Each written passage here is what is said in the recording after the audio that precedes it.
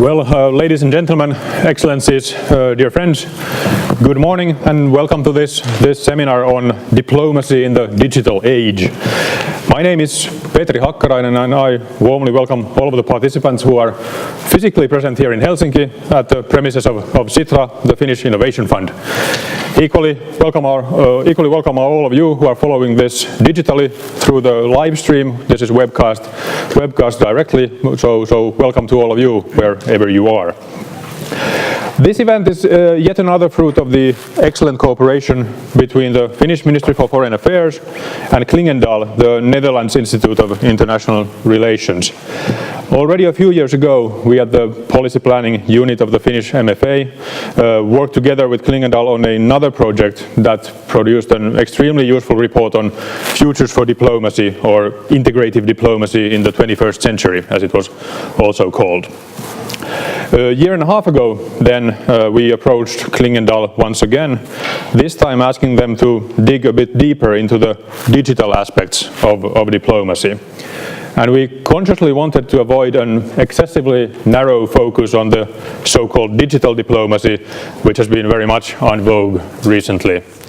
Rather than that, we actually wanted to keep the scope a lot broader, looking at the entire spectrum of diplomacy in a time that is increasingly deserving the name digital age. How will digitalization change the traditional core business of diplomacy? Is it just about new tools for old tasks? Or will digitalization actually impact the work of foreign ministries more fundamentally? These were many of the questions that or some of the many questions that we raised with Klingendal together as we embarked on this project. Now this project is approaching its conclusion, and while the last I's and T's of the final report are still being dotted and crossed, we now have the opportunity today to get a sneak preview into its main findings. And here I would like to stress that this is, of course, although we call it the final report from our angle, this is anything but a final result in that sense, that this is much more an opening, a start of a debate on this topic. And our Belgian friends at the Belgian MFA and at the Egmont Institute in Brussels are actually taking the baton forward from here and continuing the cooperation with Klingendal from this stage. So there should be more results to come in the future. Now, to give this all a bit of a local flavor as well, I would just like to mention that this perspective on digitalization is highly topical here in Finland as well, where our new government entered office just last week. And one of the major cross-cutting themes in the brand new government program is making full use of the opportunities of digitalization in all sectors of society and all branches of government. So this seminar is also a good chance for us at the Finnish MFA to develop ideas on how that applies to foreign policy and diplomacy overall. Now finally, before we get started, just a couple of technical remarks. First, on the schedule, this seminar, as you see from the program, is divided into two bits. In the first session, we have a keynote and a comment, followed by a discussion with you all, both here in the room and elsewhere. Before we then move on into the second session with a broader panel discussion, there will be a short coffee break in between. And of course, those of you following the live stream are free to enjoy your beverage of choice whenever you please. We then aim to close the second session at around noon. Now second, although I hate to reinforce national stereotypes, this is a point that always needs to be underscored at Finnish events. This is supposed to be a two-way discussion, not just a lecture on a silent audience. So we actually really look forward to getting thoughts and ideas from the audience. They can be questions, they can be comments, they can be critical comments to the things that our speakers have said. Simply, we want to use this opportunity to get more ideas on this whole broad topic. And thirdly, we also strongly encourage all viewers outside this room to join the conversation via Twitter using the hashtag #DigitalAgeDiplo, and we'll try to take in questions and comments through that route too.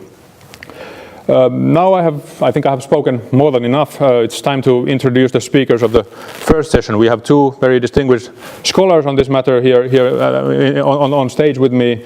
First, I will give the floor to Jan Melissen from the Klingendal Institute, a senior research fellow there, and one of the two authors of the report that we are discussing today, or using as the basis of our discussion today. Brian Hocking, Jan's colleague, could unfortunately not make it here today, but he's been equally strongly involved in this report that we have been working on for over a year now. Jan has a very convincing track record in working in change and innovation in diplomatic practice, as you can see from the speaker bios available here in the seminar. So Jan will start by giving us a keynote speech highlighting the main elements of our joint project. And immediately after that, after Jan's keynote, we will hear comments from Korneliu Bjola, who's Associate Professor in Diplomatic Studies at the University of Oxford. And Korneliu recently co-edited an interesting book on the theory and practice of digital diplomacy, and is therefore well placed to guide us towards the general discussion afterwards. But now, Jan, the floor is yours, please. Thank you very much.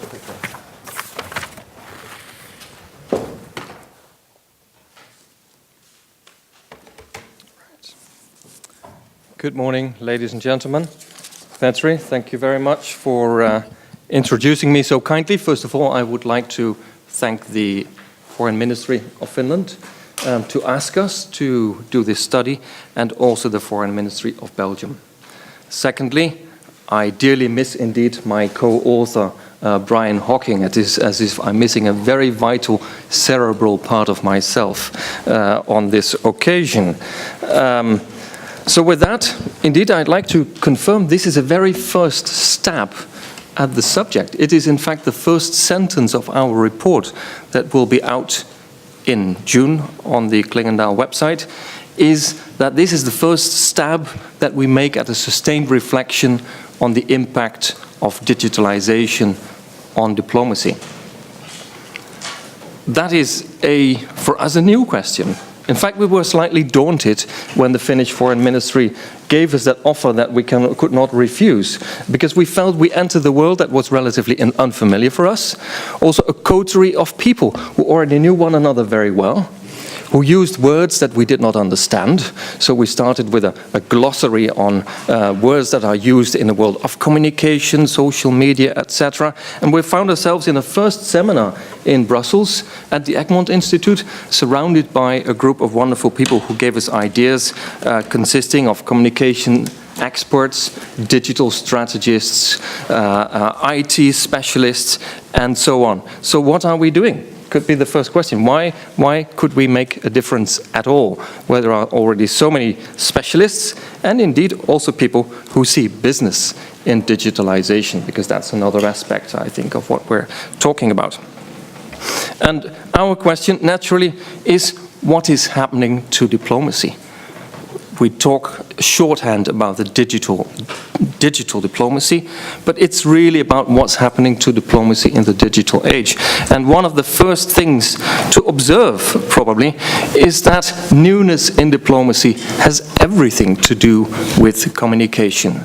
When you look at the basic functions of diplomacy, negotiation, communication, representation, or the ones that have been added more recently to the repertoire of diplomatic functions, public diplomacy and consular diplomacy or consular services, communication is very much present in all of these aspects. Digitalization has a great deal to offer, and some would even say is revolutionizing the practice of diplomacy. So I don't hesitate to say that here for Foreign Ministry, it's the biggest challenge since foreign ministries were invented in the 17th century.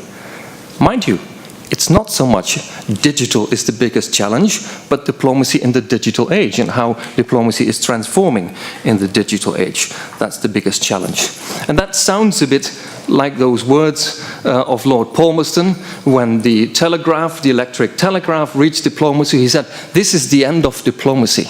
But I hope that in our discussion we do indeed get a sense of how fundamental this is. One of the problems, of course, with the age of digitalization is speed. People have adapted to this. Individuals have to find time in the first place to address these issues individually in the workplace. Organizations have to adapt their structures. The work processes may not be adapted at all within foreign ministries, the more vertical work processes, to the horizontal dynamics that are much more present right now. I guess many people are finding their feet trying to adjust analog habits to the digital age. This is more or less where we all are. And it's an age of complexity that reminds us slightly of debates about globalization. And students get very tired about that. They say, well, globalization, it becomes so vague. It's about everything is related to everything. And globalization explains everything. One could apply the same to digitalization. And that vagueness would, of course, not help us. We also see that there are what I would call Nescafe school answers to difficult questions. Very quick explanations that digital has in fact a causal effect, can drive politics. Technology can drive politics, reminiscent to what we've seen before in discussions on the CNN effect in the 1990s, or more recently referring to the Arab Spring, which is really asking the question between the rise of social movements and how they use digital technology. So there's a lot going on, and diplomats better be part of this. They better be part of this, because otherwise they're outside these narratives. They're literally outside of the conversations that are so important and that are, for instance, taking place in the social media. So not going digital is no option. Not going digital is, at an individual level, an issue of self-marginalization, and as an institution, making yourself superfluous. So how to address this? Is it all digital versus analog? In the report we argue, no, it's not. It's not that you have a digital foreign policy and an analog foreign policy.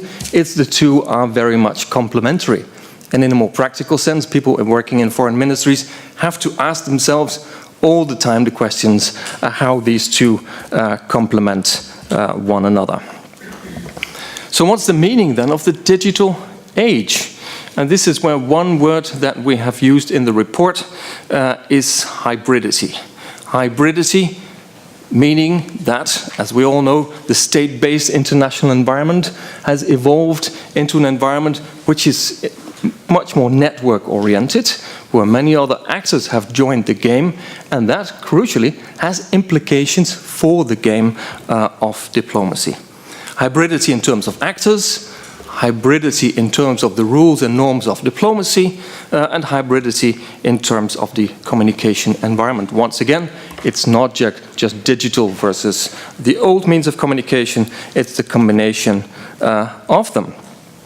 And this is, of course, not the first technological revolution. In the report, we refer to a book and the findings of a book on the invention of the electric telegraph, when indeed Lord Palmerston said, this is the end of diplomacy. Well, it was not the end of diplomacy. Again, when WikiLeaks came into the news, there was an Italian foreign minister who almost literally repeated these words. He said, this is the end of diplomacy as we know it. And it turned out that it wasn't. WikiLeaks did give us an insight in how much is actually happening in diplomacy, what many people didn't know and that they could see through WikiLeaks. So, looking at this example of the telegraph, electric telegraph, we looked at what are features of diplomacy today. What are features of diplomacy in the digital age? And here I have to summarize them. And the first one is, of course, the embeddedness of diplomacy in society, putting enormous constraints on diplomacy, but also opening up the possibility of using society as a resource for diplomacy. And this embeddedness of society has thrown functions and work on the menu of the diplomat that was not considered diplomacy before. Consular affairs were considered not diplomacy, really something else than diplomacy. Public diplomacy was not seen as diplomacy at all. I don't think there is any diplomat interested in his or her own career who would still say this in loud voice, that these two things are not diplomacy. So we see the embeddedness of diplomacy in society as one important characteristic, and as you can imagine, that's where digital immediately comes in as an enormous amplifier, as an accelerator, as debates that have an impact on what should be discussed and what should not be discussed. Framing debates on what's on the agenda of diplomacy are not just taking place inside institutions, but very much in society as well. The second feature would be the dual dynamic one of the relationship between the foreign ministry and embassies.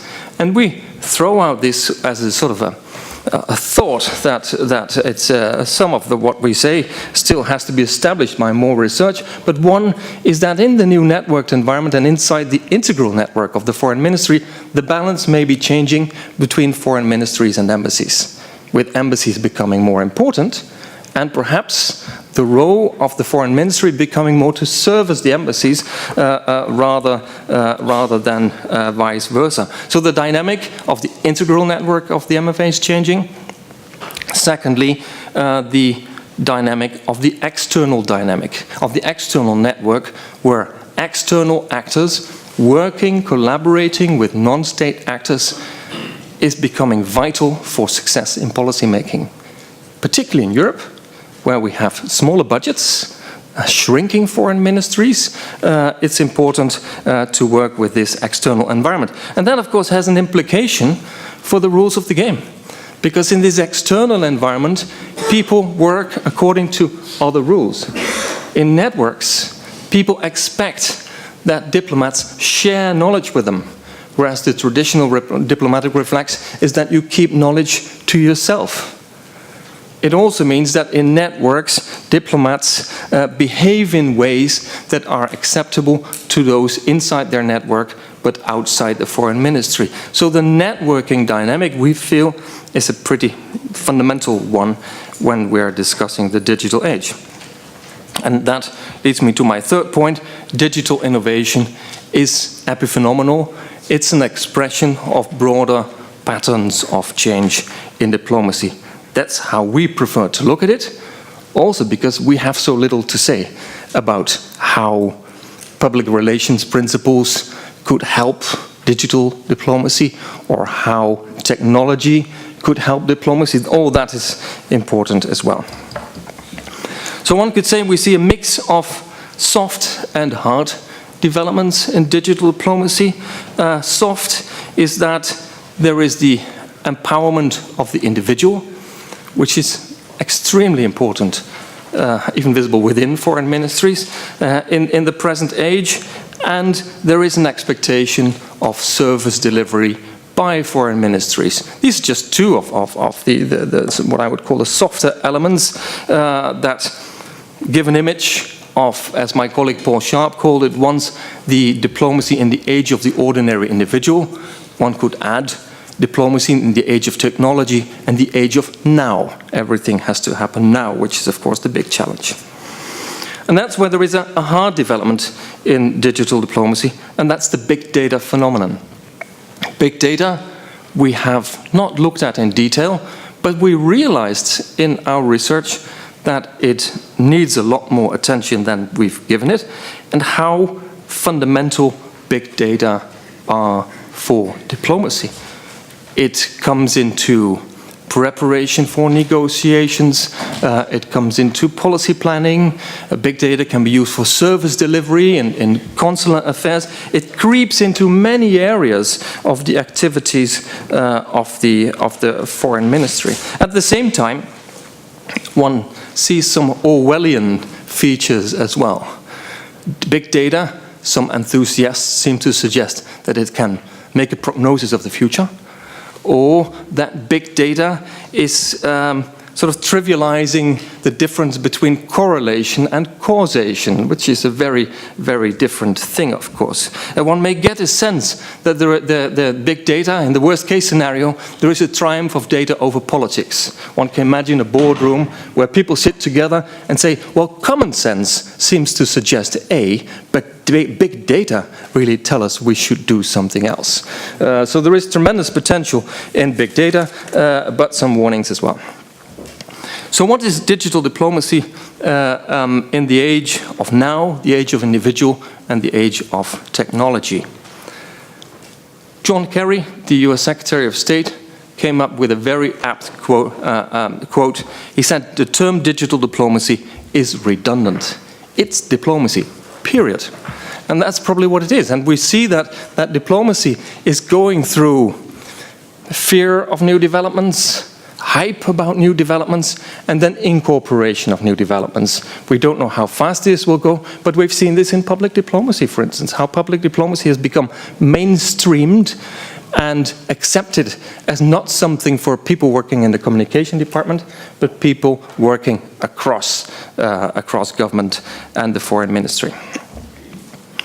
So keeping an eye on time, as I think I should do, of 4 meanings of diplomacy in the digital age, 4 meanings of the digital age rather, I'd like to single out a couple. One is the changing foreign policy environment. The foreign policy environment where critical is that with so many other actors and so many others having an impact on the agendas of diplomacy, and with such a speed of events and velocity of events, there is a diminishing control over events by government and a diminishing control over shaping global agendas. Ergo, more input for non-state players. In this changing foreign policy environment, we see that new skills are needed and indeed new work processes. What I've just mentioned about working in networks involves that foreign ministries perhaps have to learn to work in very different ways. And look in a different way at what their networks are. They are not at the center of networks. Literally, one could not say that a network is their network. No, a network is not something you own. And the behavior in the network requires, if you want to keep your legitimacy, that you adapt to the norms and rules of the network.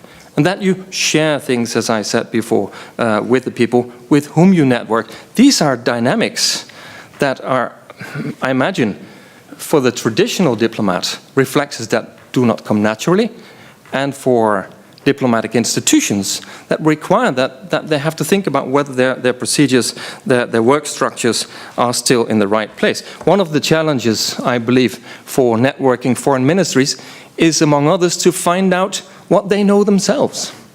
So the internal network, there is so much knowledge in foreign ministries, but how do you get it out?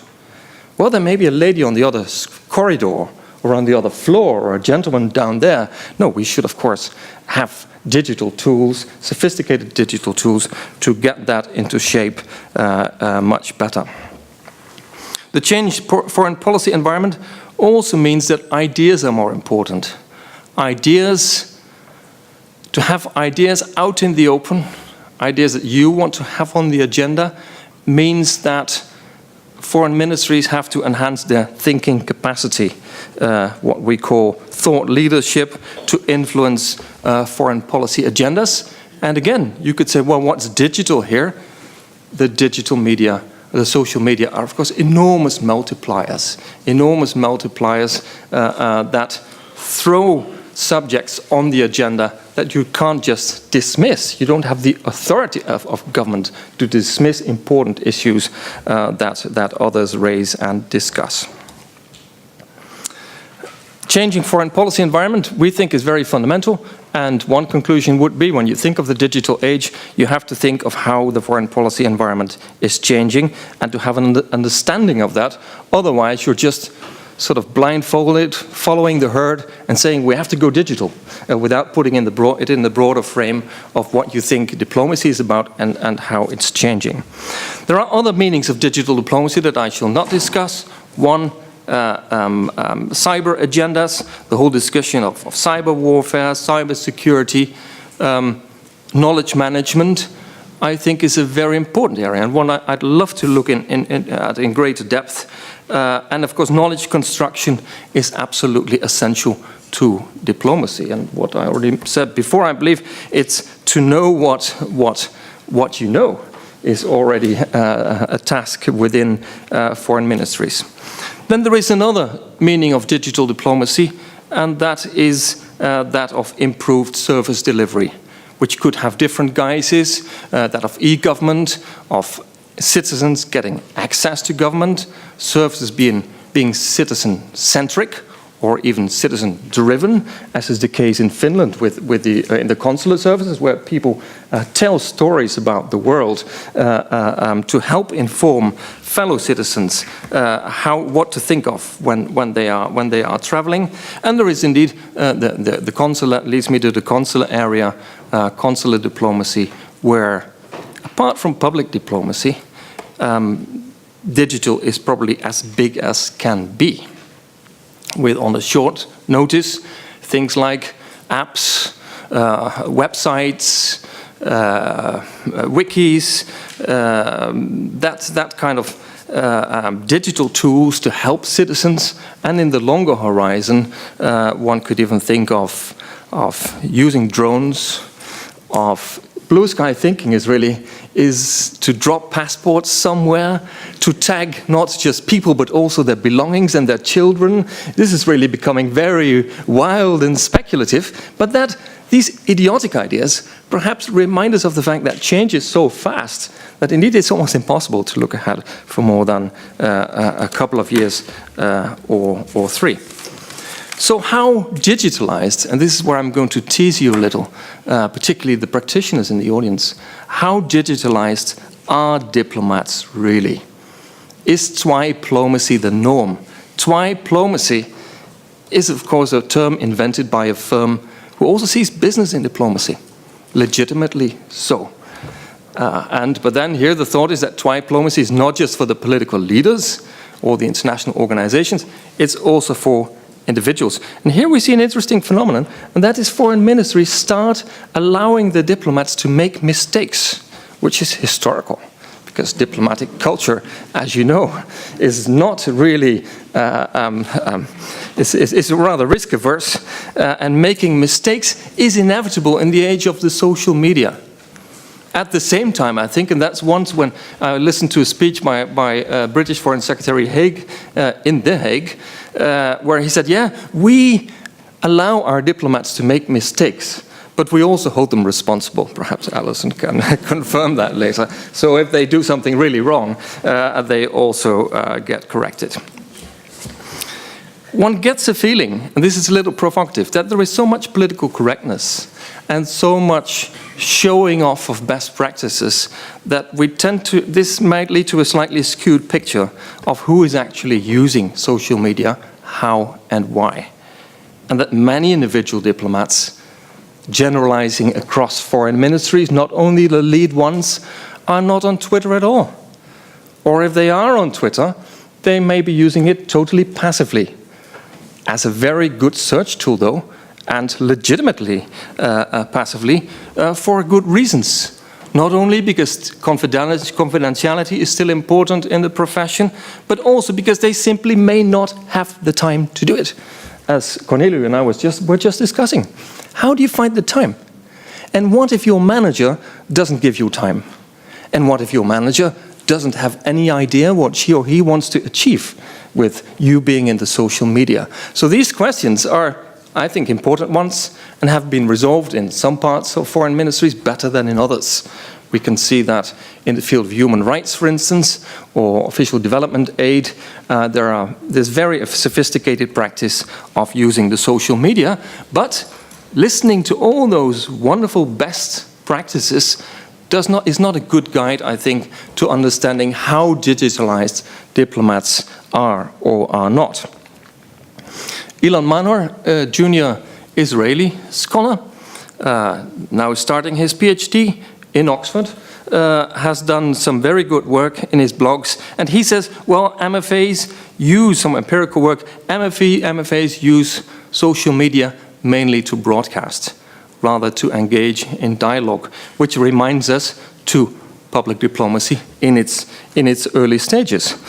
Whether that's true or not, more research will have to show, and I think certainly we see a great variation. For some departments, it's so much easier, like in the human rights field, to use the digital media than in others. Hard security issues, or individual practitioners like consular officers may feel slightly uncomfortable about the idea of being personally with their personal accounts in the open domain.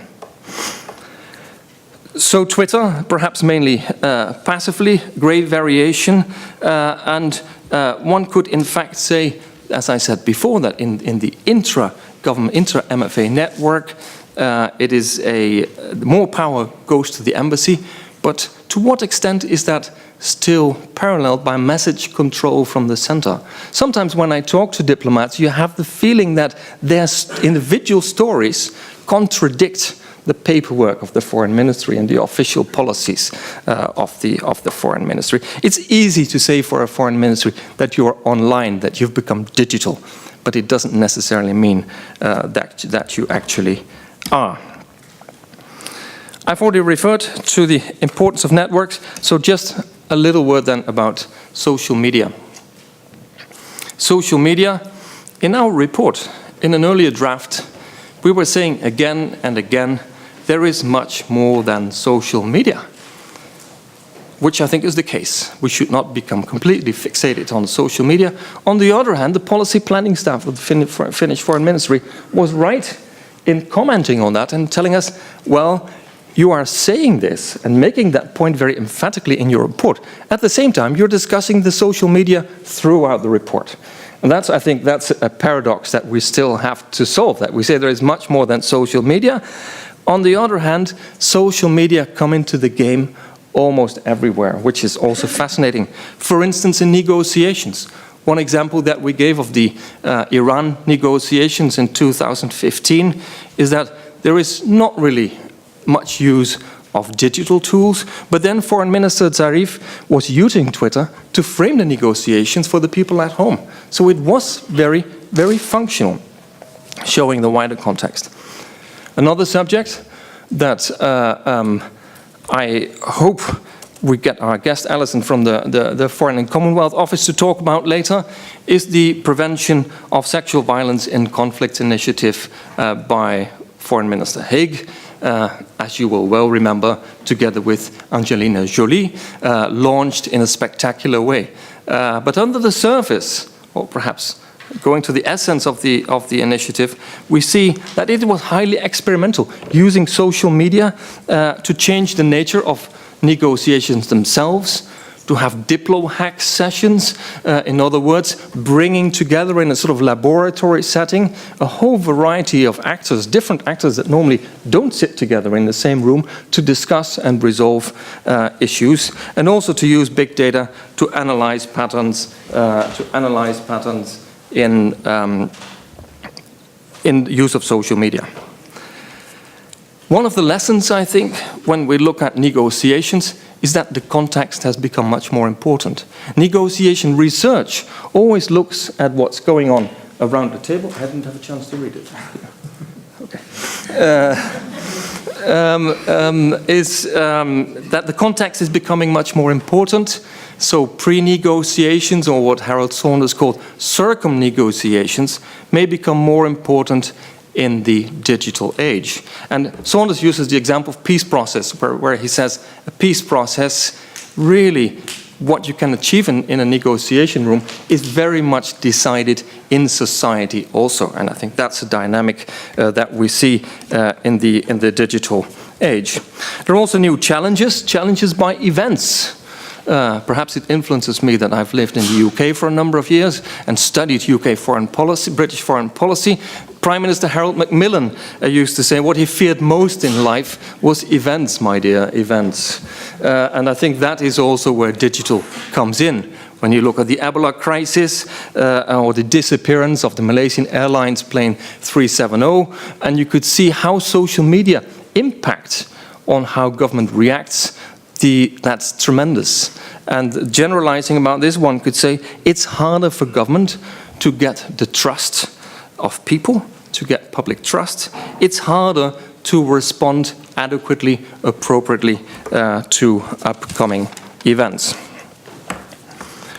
So that leaves me with, towards the end of my talk, with two big issues. One, digitalization is changing, as is the title of this session, the DNA of diplomacy.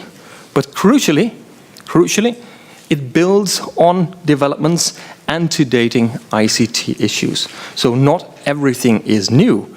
And ICT-related issues in diplomacy are related to the broader picture of change in diplomacy, with networking, as we would say, not just the second nature of diplomats, as many diplomats say, they've been doing this since time immemorial. No, but networking as the basis, the foundation of diplomacy today. Networking is then a conceptual upgrade of diplomacy's new functions, of more ICT, and of greater involvement of people and non-state actors. The second big issue, perhaps, although we don't say a great deal about it in our report, is digital disruption. Very fashionable terms among the people who are in these ICT circles. Digital disruption, but actually it means the impact of digitalization on diplomacy in either positive or negative ways. And sometimes it can indeed be very positive. Digital facilitates a better service delivery and all that. But it also has deeper impact, a deeper impact on diplomacy in that it affects the norms and rules of diplomacy. Digitalization affects the idea of what you do with knowledge, to share or not to share, to keep it very simple. Notes of hierarchy in international relations and the importance of the state are undermined by the digital age. It's not whom you represent, or it's not if you were a soldier, how many stars you have on your shoulder. No, it's what your ideas are and what you contribute to the conversation that gives you authority and legitimacy. And that's a different kind of diplomatic game where hierarchy is out of the window. Thirdly, of course, there is so much more openness and less confidentiality in a profession where confidentiality remains important. So, to conclude, from skepticism to hype, to normalization, and finally, one of the points in the report where there is a lot more to do, foreign ministries, the evident thing to suggest would be need a social media strategy. Yes, but a social media strategy ideally based on an idea of the bigger plan, the modernization of diplomacy and where diplomacy itself is going. With that, I would like to conclude and leave the floor to my colleague, Corneliu Biola, whom I know for sure has a handful of ideas of the many things we forgot.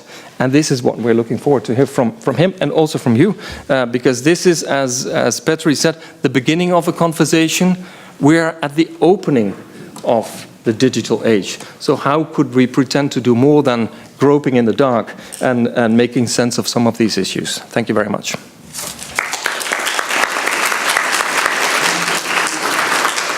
Thank you very much, Jan. I think this is a lot more than just groping in the dark, as you all could hear. A lot of ideas for us to discuss, to digest, and to think about when we think about our own strategies and priorities for the future in the Finnish MFA as well.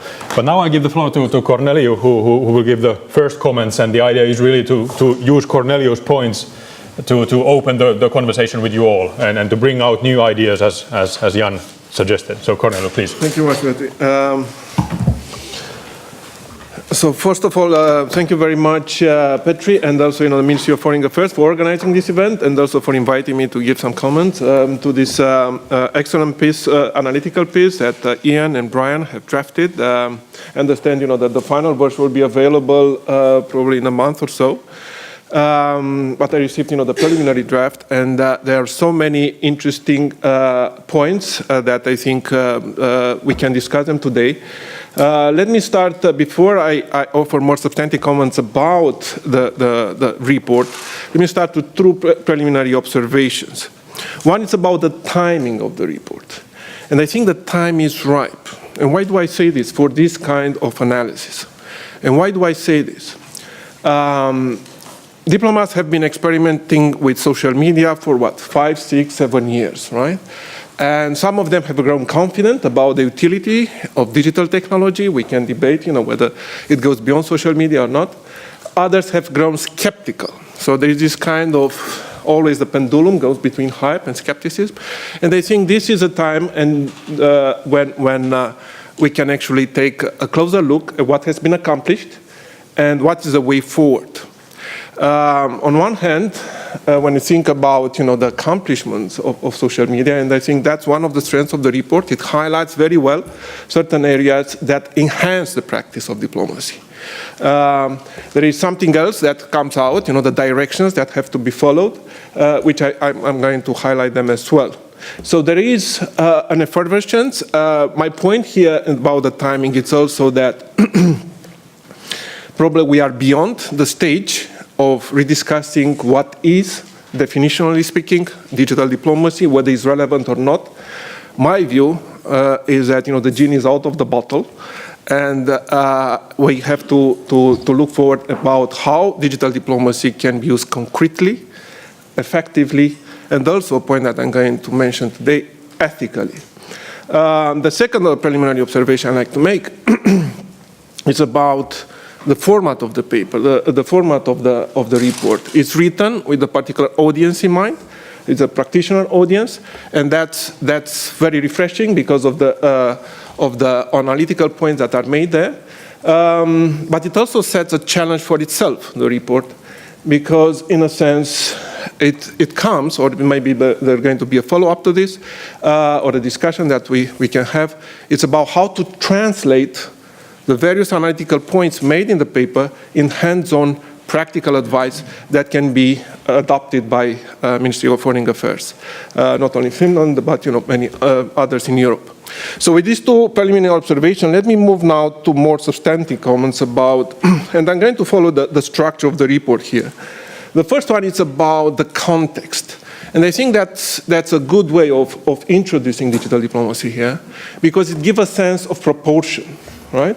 The comparison with the electric telegraph was particularly instructive, in the sense that we've been there, we've seen that. It tries to reduce this kind of fears and to alleviate some of the anxiety created by the fact that we have a new technology and that it may change completely the face of diplomacy. That's not the case.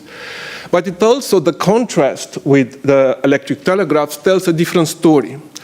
The telegraph, as a technological development, did something to diplomacy. It centralized decision-making. It took some autonomy from the people on the ground in embassies and moved it to the headquarters because of the speed of communication. Digital technology, social media, tried to reverse this trend, right?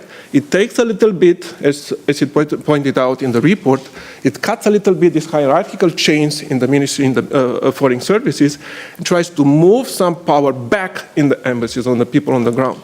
But this transformation raises an interesting question, of course, which goes at the heart of the matter about digital diplomacy. How to do digital diplomacy properly? And that bears two answers. One answer is instrumental. It's about effectiveness. It's about finding the right balance between the headquarters and the people on the ground in embassies. And how to find this? Because if it's too much top-down control, then you take away this kind of creativity and innovation that comes with social media.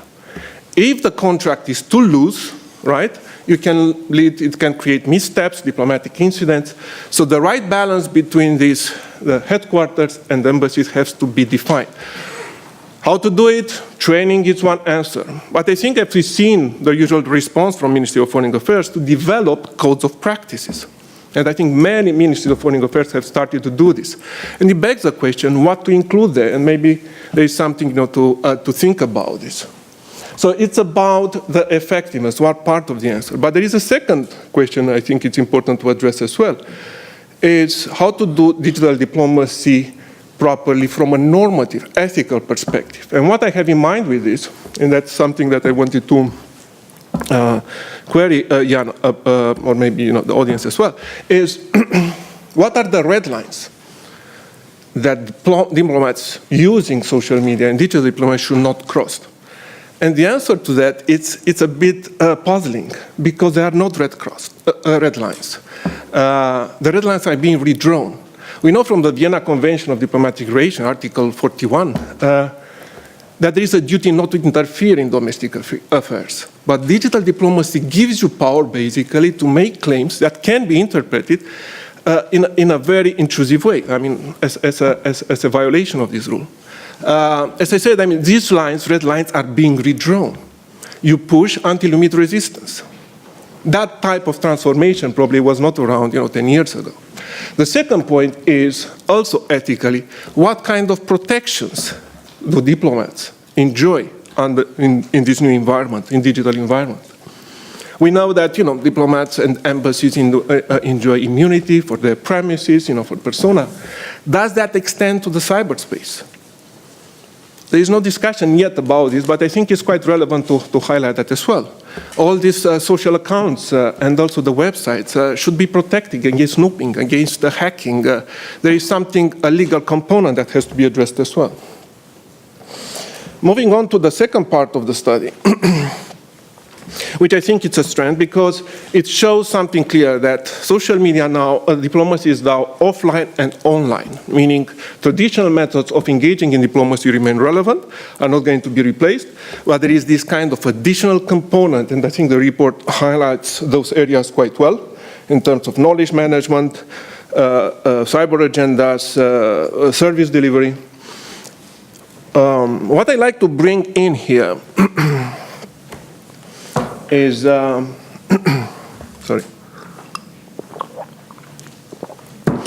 It's a concept that comes from Clayton Christensen, and I think Jan mentioned a bit about this at the end of his talk as well. Clayton Christensen, it's a world authority on issues of disruptive innovations, a Harvard professor. He comes from business, but he has, he published a number of articles and books on this topic. And he draws an interesting distinction between sustainable innovations and disruptive innovations. Sustainable innovations are those that actually enhance the quality of a product. So what the report does, for instance, here, moving on with this analogy, is that it highlights those kind of applications of digital diplomacy that enhance the way in which diplomacy or diplomatic practice can be improved, right? How diplomats can do their job better. It doesn't change the way in which they practice or the objectives. It allows them to perform their functions better. Think about public diplomacy, right? Dissemination is much easier using social media. Negotiation is another area that has come up. So it doesn't change the nature of the practice. It just enhances. It allows it to be done better. The disruptive innovation is when there is a new product.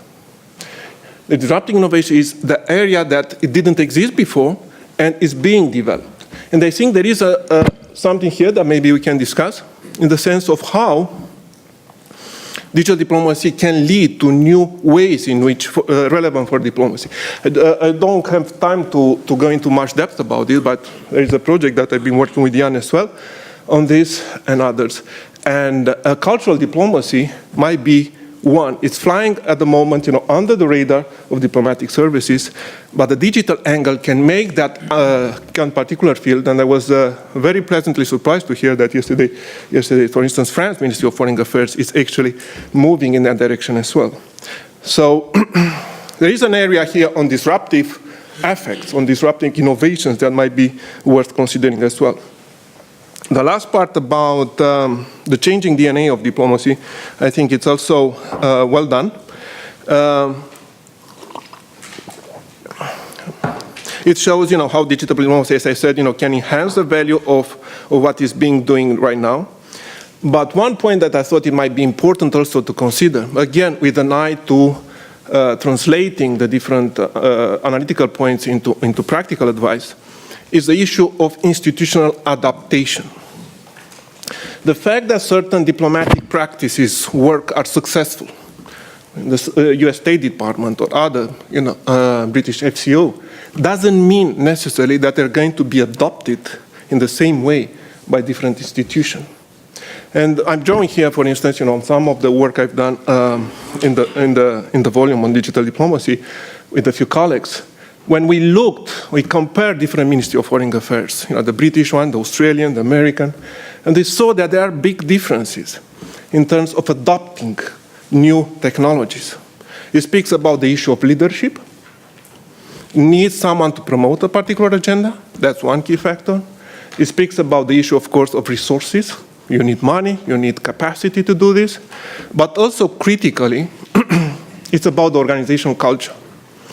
You may have very nice products, but the institution may resist adopting that because the organizational culture is a bit different.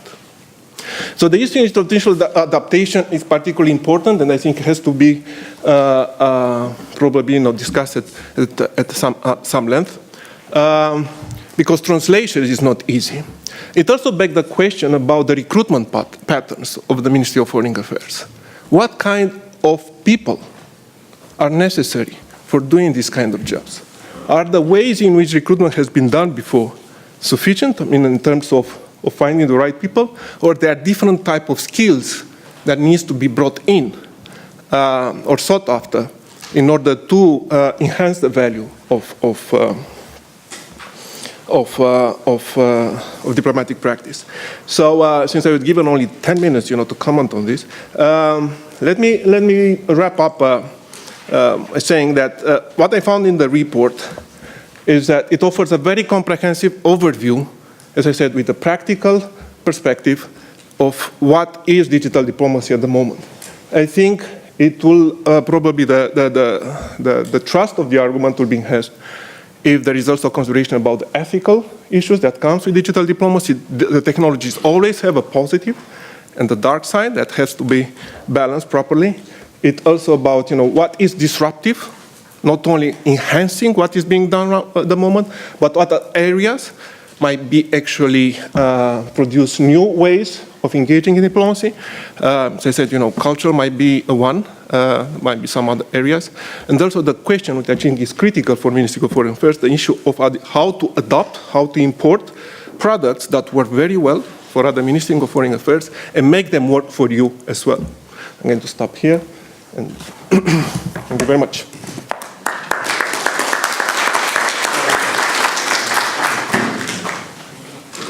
Well, great.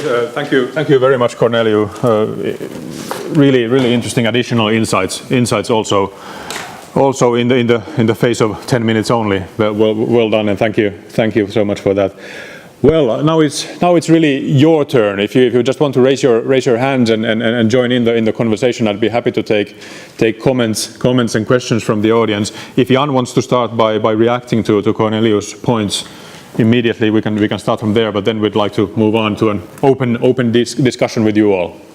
Yes, I shall do that very briefly. First of all, I hope and expect that we will indeed, one of our joint missions will be to identify these areas that need a lot of more attention.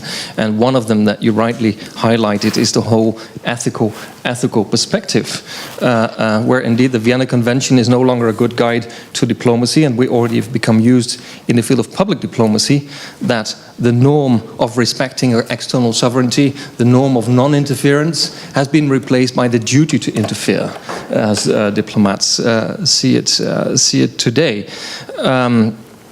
I believe it would help within foreign ministries to focus to limit it to social media very much on how it can support policy objectives.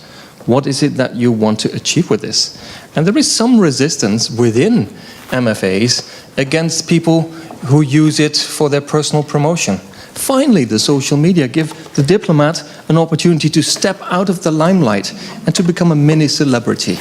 And we all know that having many followers is not important, but at the same time, sneakily, it gives you so much macho potential to have thousands of followers. So I think this should be thought through from the perspective of what kind of policy objectives you want to achieve.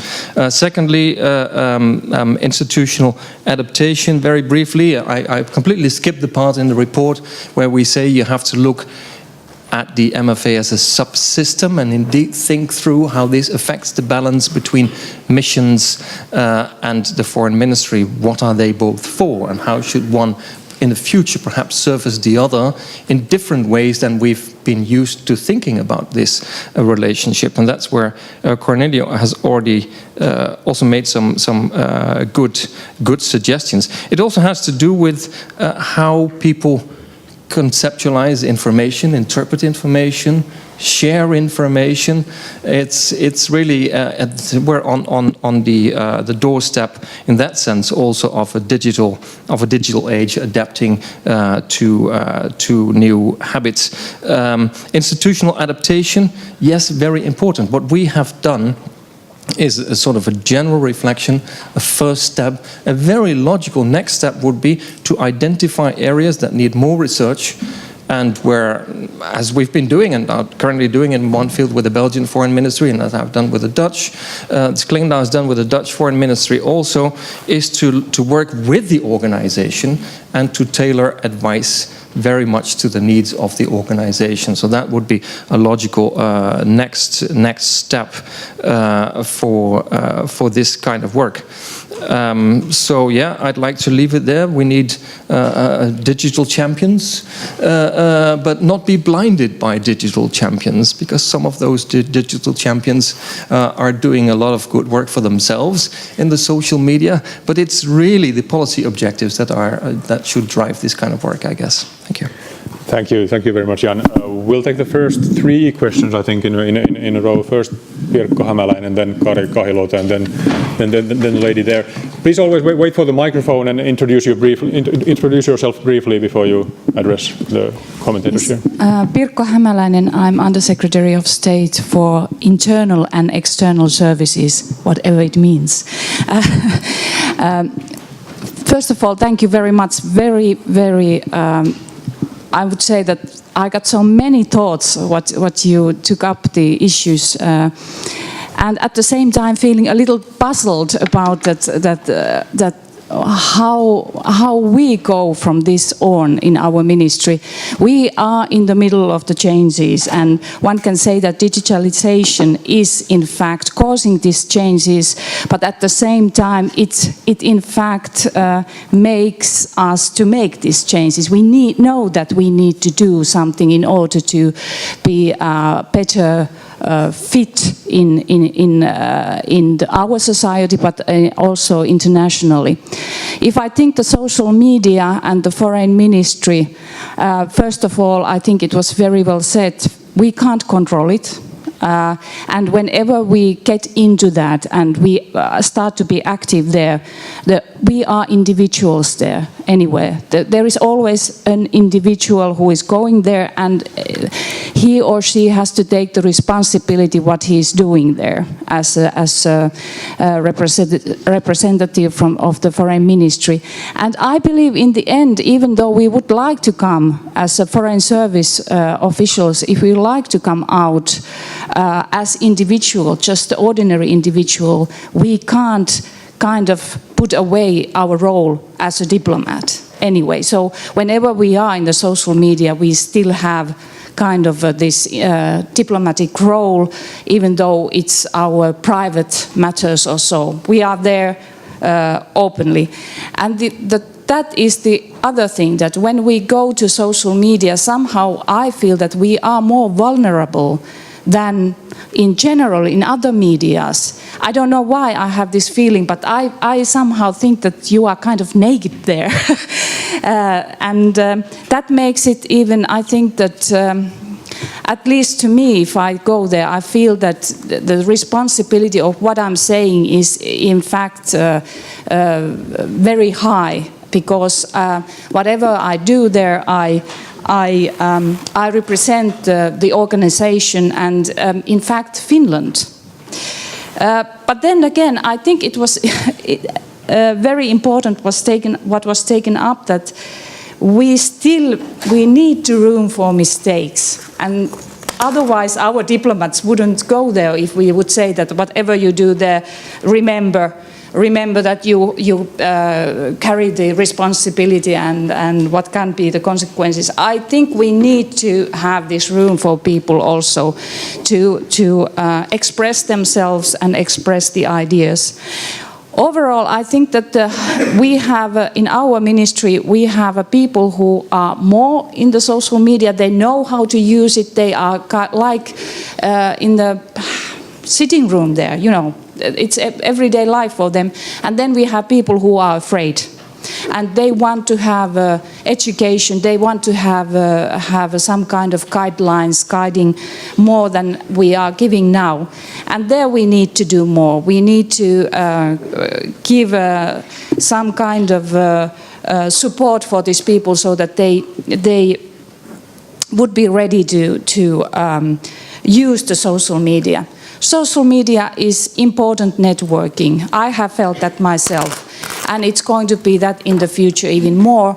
But still, my claim is that it can't never totally somehow replace the diplomacy in its core function. We need a real connections with people, with real everyday dialogue with people. We can't avoid. I mean, I can't see at the moment, at least, and I hope it never happens, because I need to meet my colleagues everywhere in the world in order to do the diplomacy. Then two other things. What comes to hardware and networks.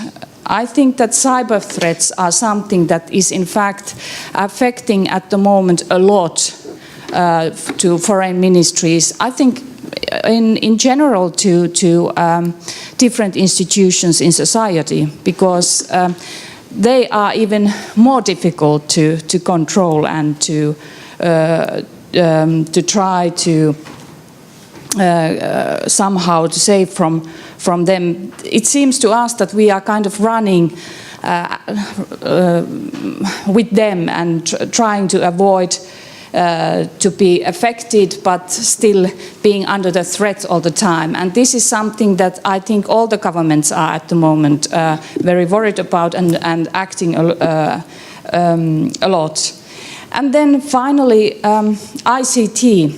I love ICT, but I would like it to be more in service to me. I wouldn't like to be the one who has to be ICT expert. I would like to be the user of the ICT so that it's very easy to adapt.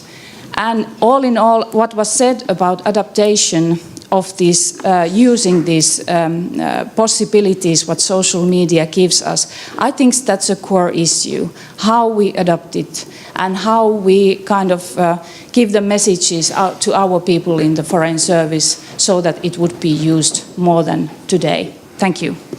Sorry, I didn't have a question. That's fine. That's fine. We don't have to have questions only. Comments are most welcome. The next comment/question from Kari Kahiluoto, please.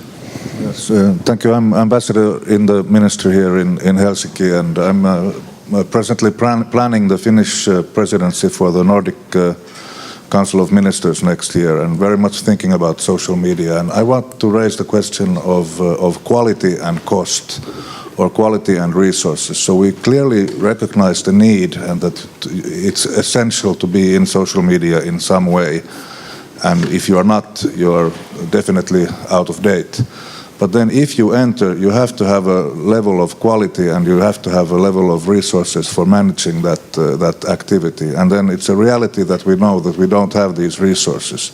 So how do you manage the issue of need for entry into social media, need for quality, need for timeliness, and then the question of very limited resources, how we are conducting our business? Thank you. And then the third question just next to Kari. My name is Eva-Liisa Myllymäki. I'm also from the Foreign Ministry. I'm actually working with multilateral issues.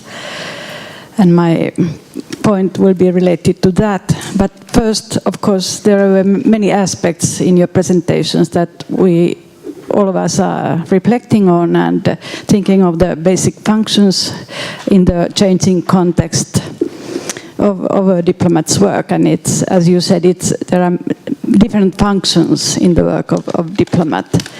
And I think the basic concepts you were referring to, it was the communication, context, signaling, as I know you have published books about these themes before. And but how we adapt and how we apply in this changing context.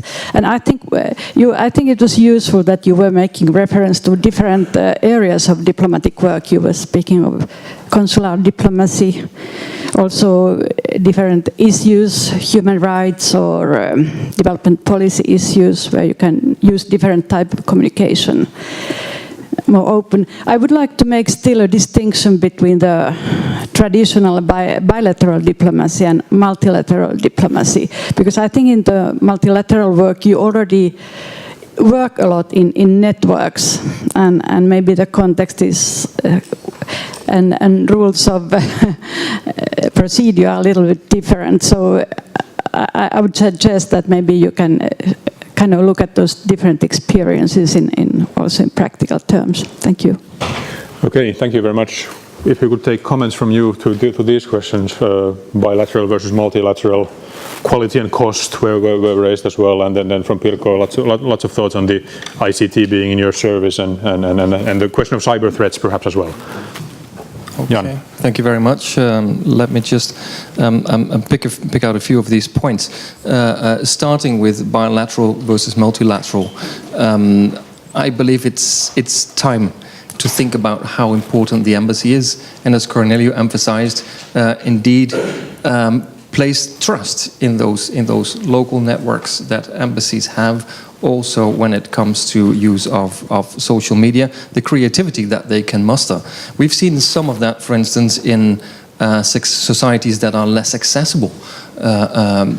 China would be a good example, how embassies have been using the social media and also Chinese social media to engage in dialogues and to penetrate the country and society in ways that were unimaginable for previous generations. So that's where I would see the MFA, the communication unit of the MFA, is very much in a supportive role, in a facilitating role, rather than in a directing and restricting role.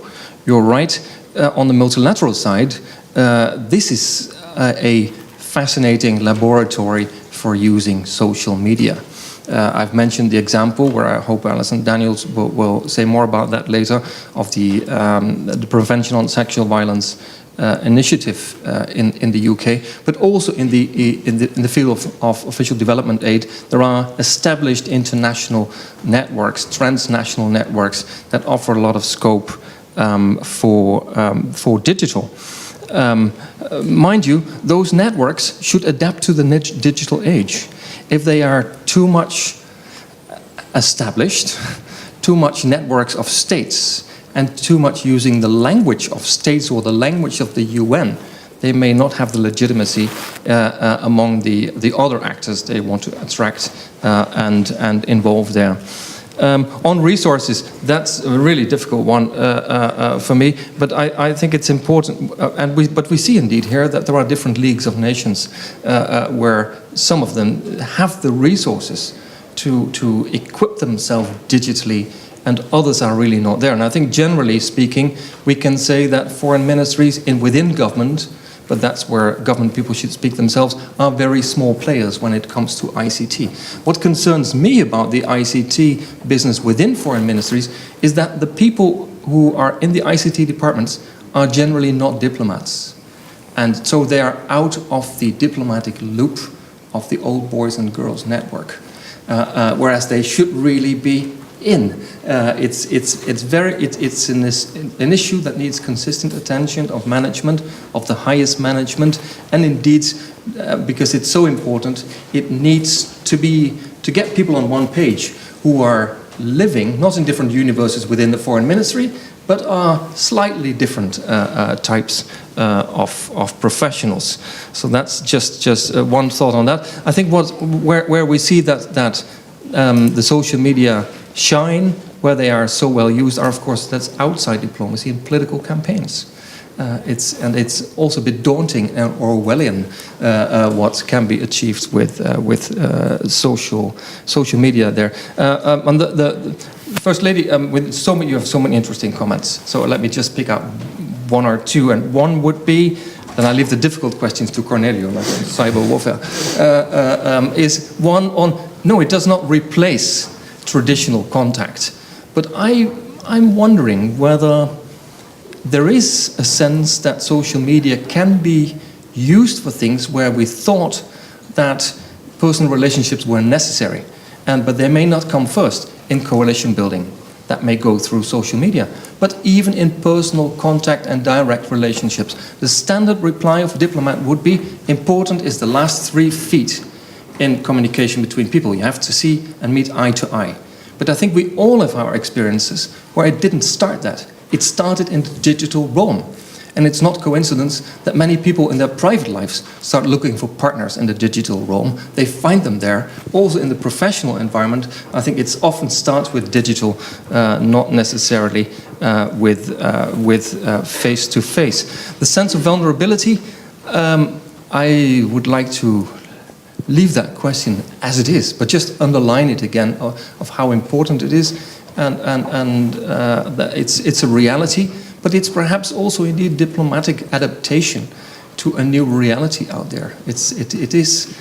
There is no alternative for not participating in conversations. And when you're participating in conversations, well, you should have a very good rule book as to what you can do and what you can't do, and stick to the policy would probably be best. So I'd like to leave it there. Yeah. And, I'm sorry, the cyber security is too difficult for me. So I'll leave that to Cornelio. Cornelio, please. Thank you.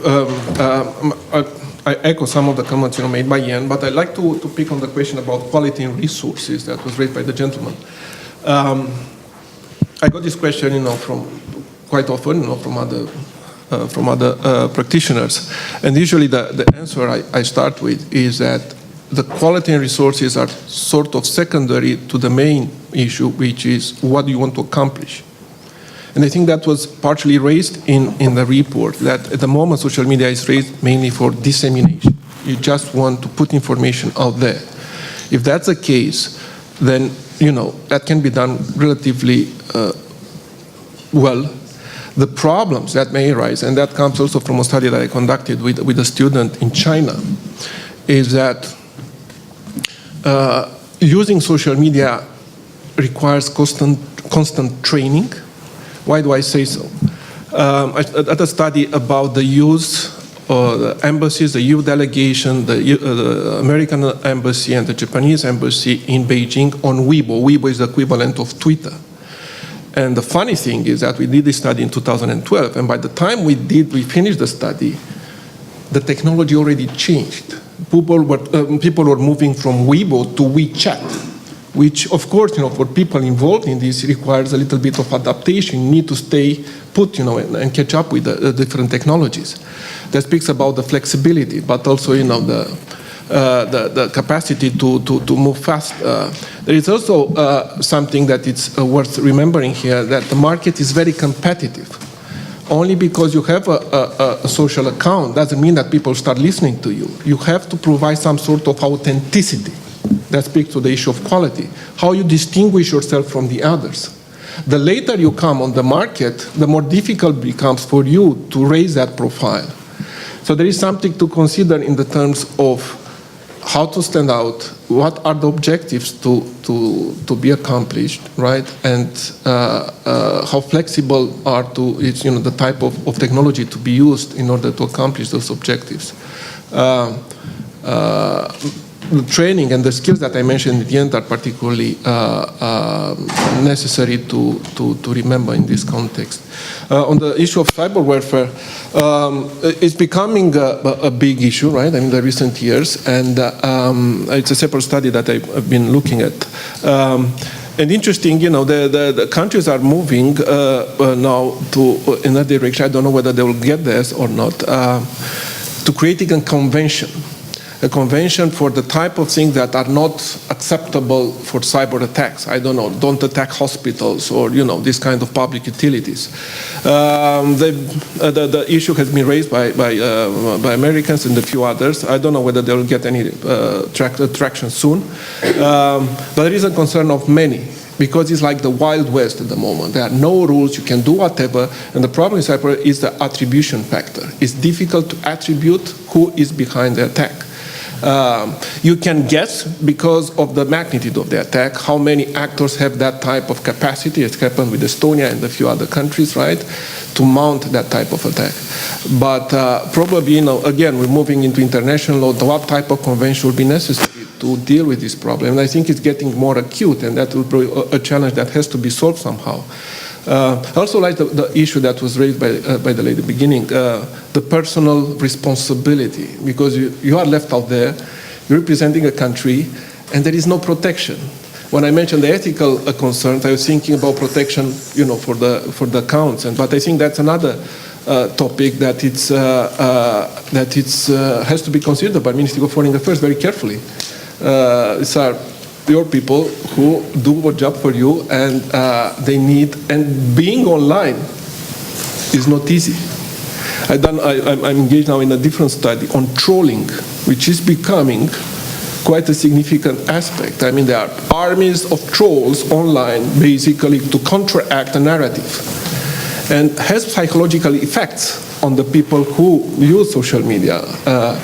And that's something else that comes into this mix of being engaged, but also being prepared to take some hit, not only from your superiors, but also from audience. The fact that, social media facilitates this kind of communication doesn't mean that the communication is all good and nice and people are friendly to you. So NATO has been subjected, for instance, to this kind of trolling quite significantly lately, but apparently they can take the hit for this. But there is an issue that has to be considered also by the Ministry of Foreign Affairs, so how to protect your own people against this kind of effects.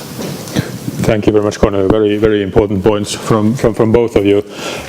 We're a bit struggling with time already at the end of the first session, but I'll be glad to stretch this a bit, this discussion, and eat away a bit from the coffee break, maybe, if you allow for that. We could take a second round of questions now. Jukka, if you have something from the buzzing Twitter wall behind me, just let me know. But there were a couple of questions or people who wanted to come in. I could take Vera at first.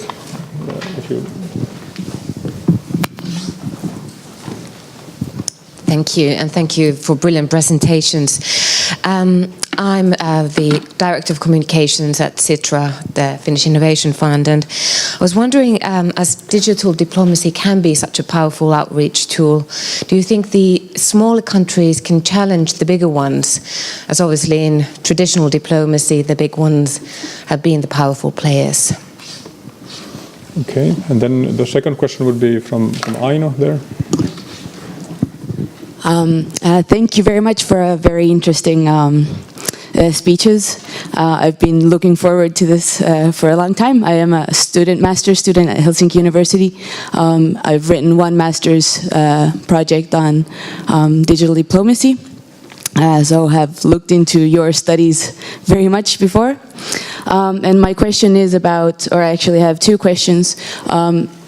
The first one being about the commercialization of platforms and how you see that as affecting the actions of the MFAs. Whereas before the MFAs were able to create their own platforms, but now more and more going towards these commercial platforms which are owned by big companies and the problems with them owning content. And the second one being about the individualization. It was taken up before in one question, but maybe talked more about the individual actors within the MFAs. But how about in the networks, individual actors in the networks? Do you believe that MFAs are using these to their greatest potential, or if they're not regarding individuals as resources? Thank you. Thank you. And then we'd have two additional questions. There was Maria there.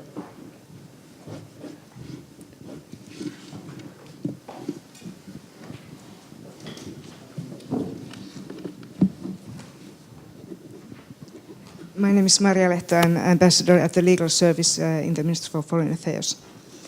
I would like to thank you both for very inspiring presentations. I really look forward to reading your report. Looking at the summary and conclusions, I see that you also touch on the 1961 Vienna Convention on Diplomatic Relations, saying that its rules are being tested and likely continue to be tested in the future. I would appreciate if you could be a bit more specific on this, maybe giving some examples. This was my question. And listening to you, I also have one comment. I think Mr. Viola said, when you spoke about cyber warfare and about the need for a new convention, I think you said that this area is like Wild West with no rules. And there I dare to object. I believe there's a broad agreement on the fact that the general rules of public international law apply in cyberspace. We may need a few specifications here and there, but we certainly don't need a completely new legal framework. Thank you. Okay, thank you. I suggest that we save the couple of remaining questions from the audience. I have Markus on the list and our Polish colleague on the list for the next session. There's ample room for discussing these same topics there as well. And Jan will be on the panel as well, and Cornelio, of course, also available for comments there. Meanwhile, just before I give the floor to you, just a couple of comments from Twitter, and here we see how we're juggling between the analog and the digital comments passed on to me by pen and paper. I'm trying to decipher other people's handwriting here. So one of the questions was that, or comments was from Ernesto Hartikainen from Sitra, that basically the networks and the big data are also giving a good opportunity for enhancing foresight as an issue in the diplomacy in the digital age. Then another question or comment from Mikko Koivuma, something you touched upon as well, whereas the MFA embassy relationship is changing. That also has a huge impact on the transformation from keeping information towards sharing information, and that as an essential element of diplomacy in the digital age. But there were many interesting comments and questions on this round as well. So please, if Jan, would you like to start? Yes, that's fine. I'd like to pick up on a number of points that have been made, starting with the final one on the MFA embassy relationship, and that information should be shared. I believe the next step is that it should be shared not just within the subsystem of the foreign ministry and across transversely across the subsystem of the foreign ministry, but also with other actors and between foreign ministries. This is if this is one area where we could see potential for policy transfer. I imagine it's here in the digital field, where we can learn a lot from the good examples of other countries, and where conferences are needed, probably practitioners conferences where this kind of sharing takes place. And that reminds me of a conference that I attended myself as rapporteur it's mentioned also in the report, the Global Consular Forum, a meeting of foreign ministries across the world to discuss innovation in consular issues. That would very much, I think, apply also to the needs of the whole digital field, where foreign ministries might learn a great deal from one another. And as Cornelius said, what some foreign ministries do may not be so relevant for others, or they may not simply not be in the league of others, where they do not have the structures that are needed, some things in the digital field. And that brings me to the other question on small countries. The question is also asked often in relation to public diplomacy, and was asked also at the time when the world's leading communication powers image was at a very low ebb, the United States. So in spite of having that enormous communication muscle, this did not necessarily translate in a good reputation for the United States. I think that's some consolation, that you may not have these digital structures, but you can benefit from individual brilliance, have good role models, and show to your staff how those role models act, what they do well, and to spread that kind of practice of these digital champions through your system. The other thing I'd like to refer to is good ideas. With good ideas, you get platforms and allies and coalitions and partners that don't need you don't have to be a superpower to get people on board of your good ideas. So it's thought leadership where small countries promoting good ideas through the social media can have an impact. I don't know how successful the Swedish initiative is of Midwives for All, but perhaps it's a good one, a good example of how a country makes a very conscious decision to say, okay, we are looking at and want to pay attention to vulnerable citizens, vulnerable people, and so make good ideas as a focus of your work. So small can work.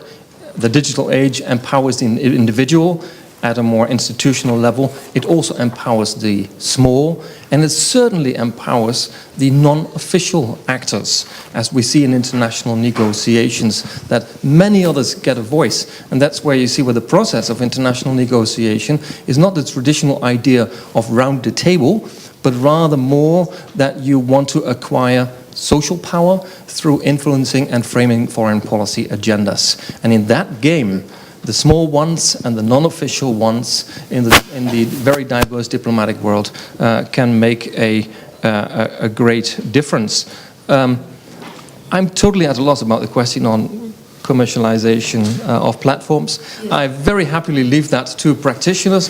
Also, I'm sure heads of communication departments who are here, from France and from the UK, Anne and Alison, who perhaps have much more experience with that. On individualization, using individuals as resources, I would imagine that digitalization enhances the capacity indeed to use your resources. And I've referred to that in a fairly general sense, saying, well, you have to know what you know. You have to know where the information is in your system.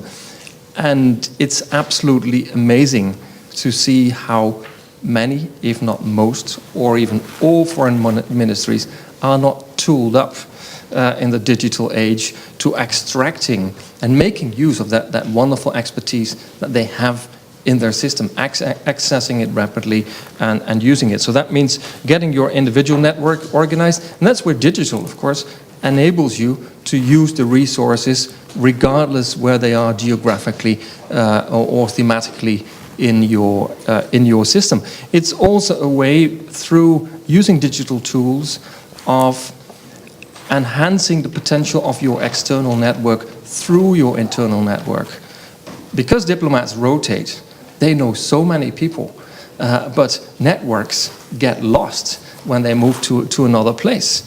So the rotation system is in a way killing. It's going against the needs of network diplomacy. So you have to find digital tools to compensate for that and to rescue and make accessible that tremendous knowledge that's in the system and the access to external networks. Because one of the baselines in our story is that you have to, when it comes to networking, is that MFAs and governments become much more dependent on the external environment.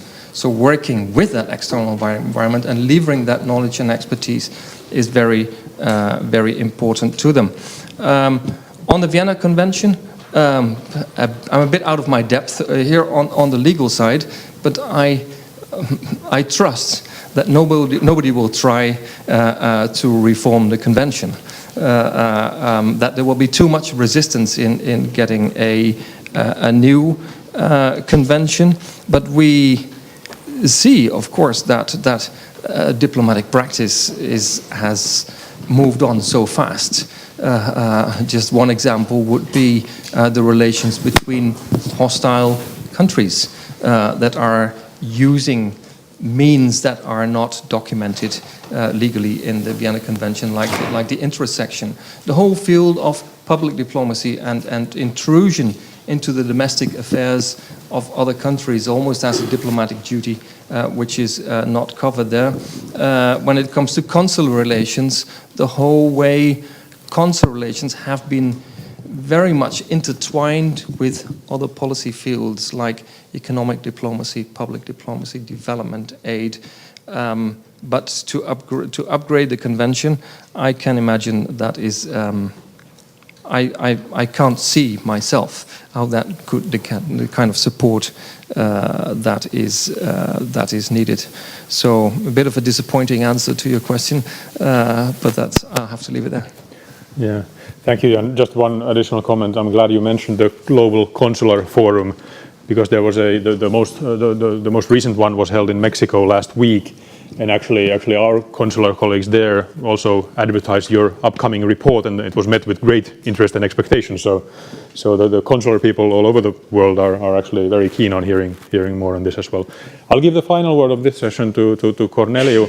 And then we'll break for coffee. Very briefly, I'd just like to echo Jan's comment about the democratizing role of social media in relation between small states and big states. If I can make an analogy, I mean, this is why always small states like multilateralism, right? Because they give them a bigger voice. Luxembourg in the EU has the same vote as Germany or UK or France. In the same, if I can go ahead go along with the analogy, social media also allows small states to punch above their weight. I know that, and one of my students is actually managing the social media account of a foreign minister of a small state, and he's done that quite well. The issue here is how to translate then this kind of influence in concrete political outcome. This is where the disparity in terms of power, but it gives you an edge. It allows you to be out there and raise profile about your case. There is something else. I mean, the question of networking. I think there is a lot of discussion about network diplomacy in the report as well. But there was one element that came to mind in the question that was raised by the young lady over there. It's a new. I mean, the report is very much focused on Ministry of Foreign Affairs. And what I've noticed, and maybe we can discuss that later, is that there are some this kind of developing, emerging diplomatic networks. There are new actors who start to move from the periphery to the center, and to a certain extent to have a similar role like the Ministry of Foreign Affairs. These are quasi-diplomatic actors. They don't represent states. What I have in mind, for instance, the Independent Diplomat. It's an organization set up by a former British diplomat. But what they do, now they provide diplomatic services for a number of actors. Again, they sit next in international negotiations. They provide this kind of advice. And I expect this kind of development to continue. They have the tools, and there is demand for this kind of services. There will be some sort of competition in the kind of networks that are being developed now. But I expect, with the digital technology, this kind of trend to actually increase and become quite relevant. Not only state actors, but let's call, private quasi type of actors to benefit from this kind of empowerment. So I'm going to stop here. Thank you very much, Corneliu. I think this is a good conclusion to our first session. Lots of thoughts and ideas to discuss in the second one as well. Please stay on. We have an excellent lineup of practitioners for the second round. A couple of questions already in queue, and more to come. Let's break for a short coffee break, and let's try and be back here in 10 minutes, 10:45. But before that, I think a big round of applause is well deserved. Thank you very much, Jan. Thank you, Corneliu.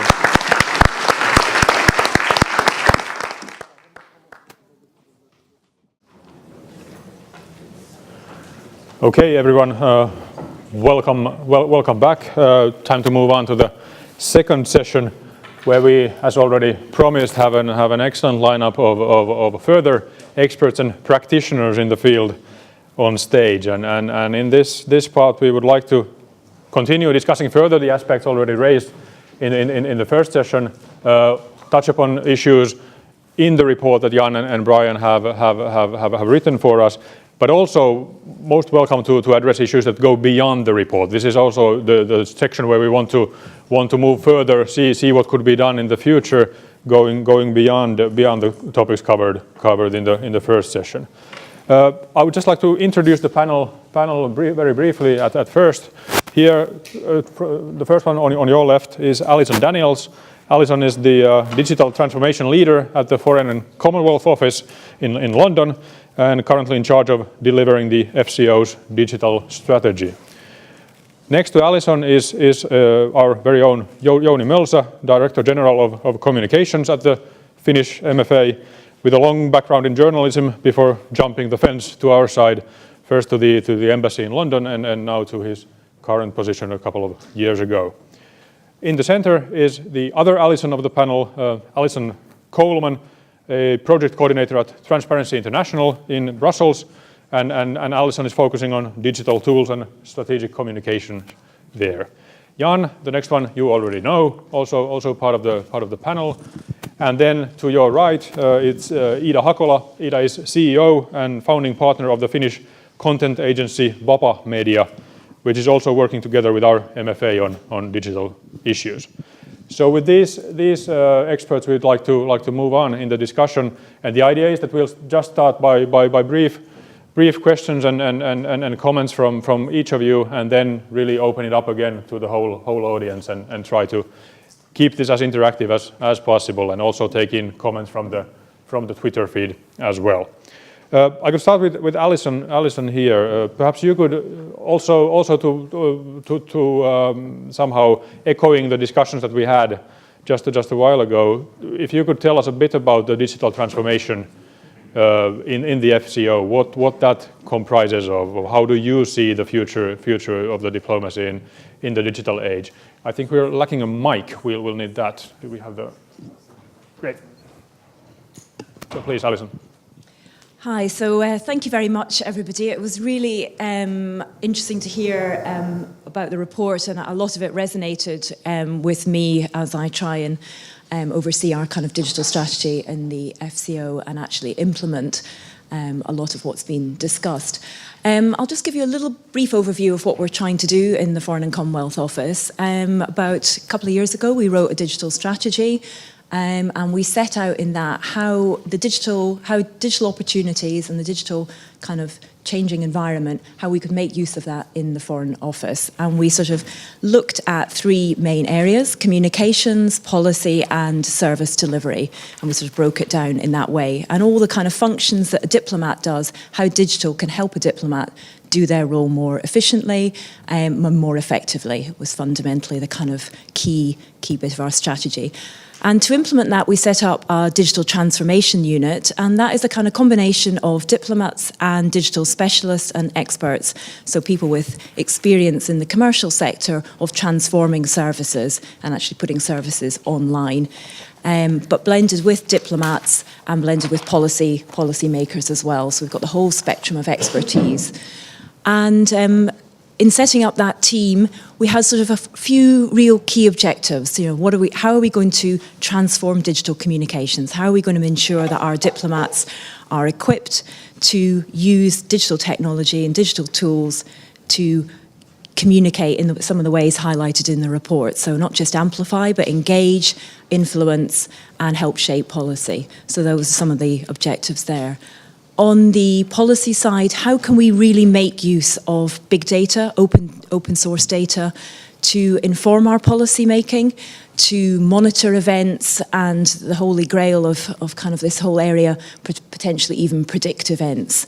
Now that's something that, you know, a lot of people discuss. It's obviously hugely difficult to do, but how can we use some of the technologies to really try and understand the world around us, understand data, and use that in our policy making and also in our service delivery. And on the service delivery side, how do we deliver first-class consular services to British nationals overseas? That entails, you know, putting user needs right at the centre of our services. How do we, you know, how do we really focus on what our users need? How do we give them fast, efficient digital services where they don't have to go through lots and lots of complicated processes, where it's not all paper-based?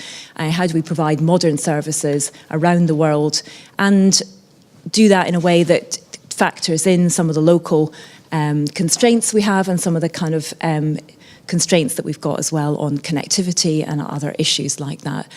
And finally, sort of on transparency and data, releasing our own data for the use of others, but seeing data as a public asset, really. So how do we make sure that the data we produce as government is useful to others, and also how do we, make sense of the data around about us as well. So that's a sort of brief kind of, what are the aims of what we are trying to do. And the real key underpinning of that has been training. Somebody mentioned resource and training. We've put in place a digital curriculum which covers all the areas I've mentioned. So we're training up people to be service owners. We're training up diplomats to use on their communications and monitoring skills. We're training up policy colleagues on how to use digital in their policy work. So a sort of a global curriculum that tries to underpin some of these areas.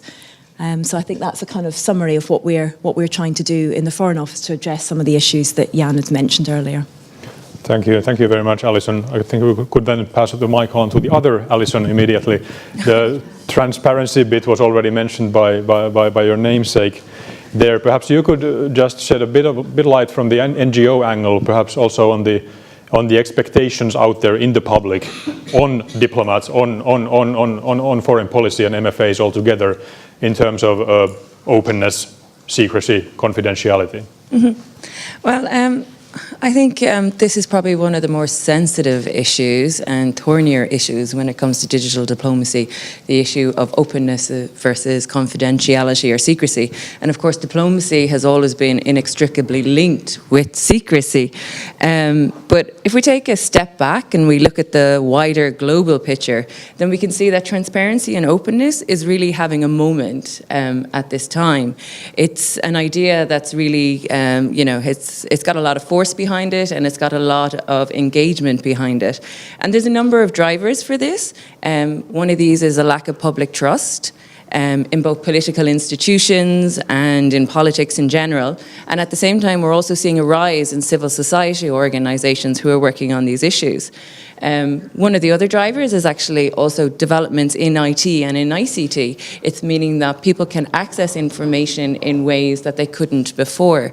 And there's an expectation then to be able to access even more information.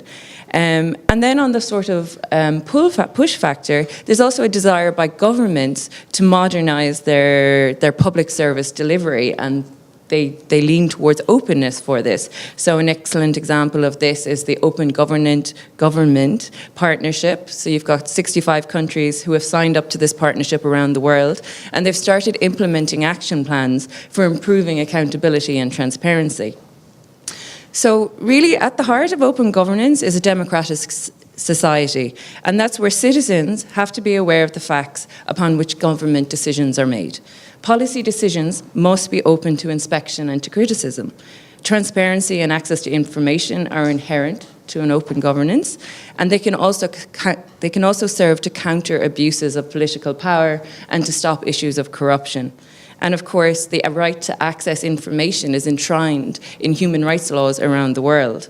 So then when we narrow this down and we come back to the issue of, MFAs and diplomats, what we're seeing here is you have to recognize that MFAs and embassies around the world, they're just an extension of these elected governments. So therefore, they should be bound by the same principles. But at the same time, it's still common for there to be a blanket ban on information, on disseminating diplomatic information. So I think it's now time that we took a different approach, and we approach this work from another angle, where we start from a presumption of openness and not secrecy. And what I mean by this is that you should presume that everything can be open, but there will of course be exceptions, but these should be kept to a minimum. And where there are exceptions to openness, then there has to be a public justification for why you're doing it. The rationale for secrecy has to be made public and reviewable if you want to really achieve transparency. I think most diplomats will actually probably freely agree that most information that's coming from the MFAs and from embassies is actually totally harmless. there won't be any, massive damage done if it's released. Of course, I'm not saying that you need openness all the time. There will be times where you need a bit of secrecy. So negotiations, issues around state security. But here you really have to balance the interests of diplomacy over the public good. And the onus needs to be on the MFAs to justify these limitations, and that there has to be certain conditions that are met to allow these limitations. I think it's kind of standard practice now, and there's been a lot of reports on this, that there's kind of 3 things that you have to look at before you can limit openness. So it has to be set down precisely in law. It has to be necessary for the working of a democratic society, and it really needs to be proportionate for the aim of protecting international relations or national security. So what I think I'd like to sum up really from my point of view, and when we talk about openness and transparency, is that I think it's time for MFAs and for embassies around the world to really reflect on the culture of their national governments and this move that's happening towards more transparency and openness, and to take this on board in their own work. At the end of the day, it will actually, help them in what they're trying to do. It will build trust not only at home, but in the host countries that they're in and with the public. It will also allow you to build stronger networks, and we had a big conversation earlier in the earlier panel about the importance of these new networks and interacting with new stakeholders. And ultimately, if you can get it right and you have the right technological people on board, it can help reduce workloads as well. Thank you very much. Certainly an interesting and exciting field for us, controversial as well, as you can well imagine. But I think we are all finding the right balance there between secrecy and openness there. And I think there's also an interesting initiative from our MFA at the moment, which we have just started, where we are actually making parts of our reporting available on the website. Joni can certainly tell you more about that as well in the discussion. But before giving the floor to Joni, I would like to pass the mic on to Ida. If you could, Ida, then shed some light on your thoughts on digital strategies overall. What things you would recommend to the MFAs as in devising their digital strategies, also coming from the business side of things? Yes. As being said, in my company we work, I'd say, both B2C companies, B2B companies, and also with the general sector. But the thing which is common for all of them is that the dynamics in communication is changing, in that sense that before you were pretty much pushing your messages in different kind of channels, and now you want to create environment where you pull people and they want to come to you and they want to hear what you have to say.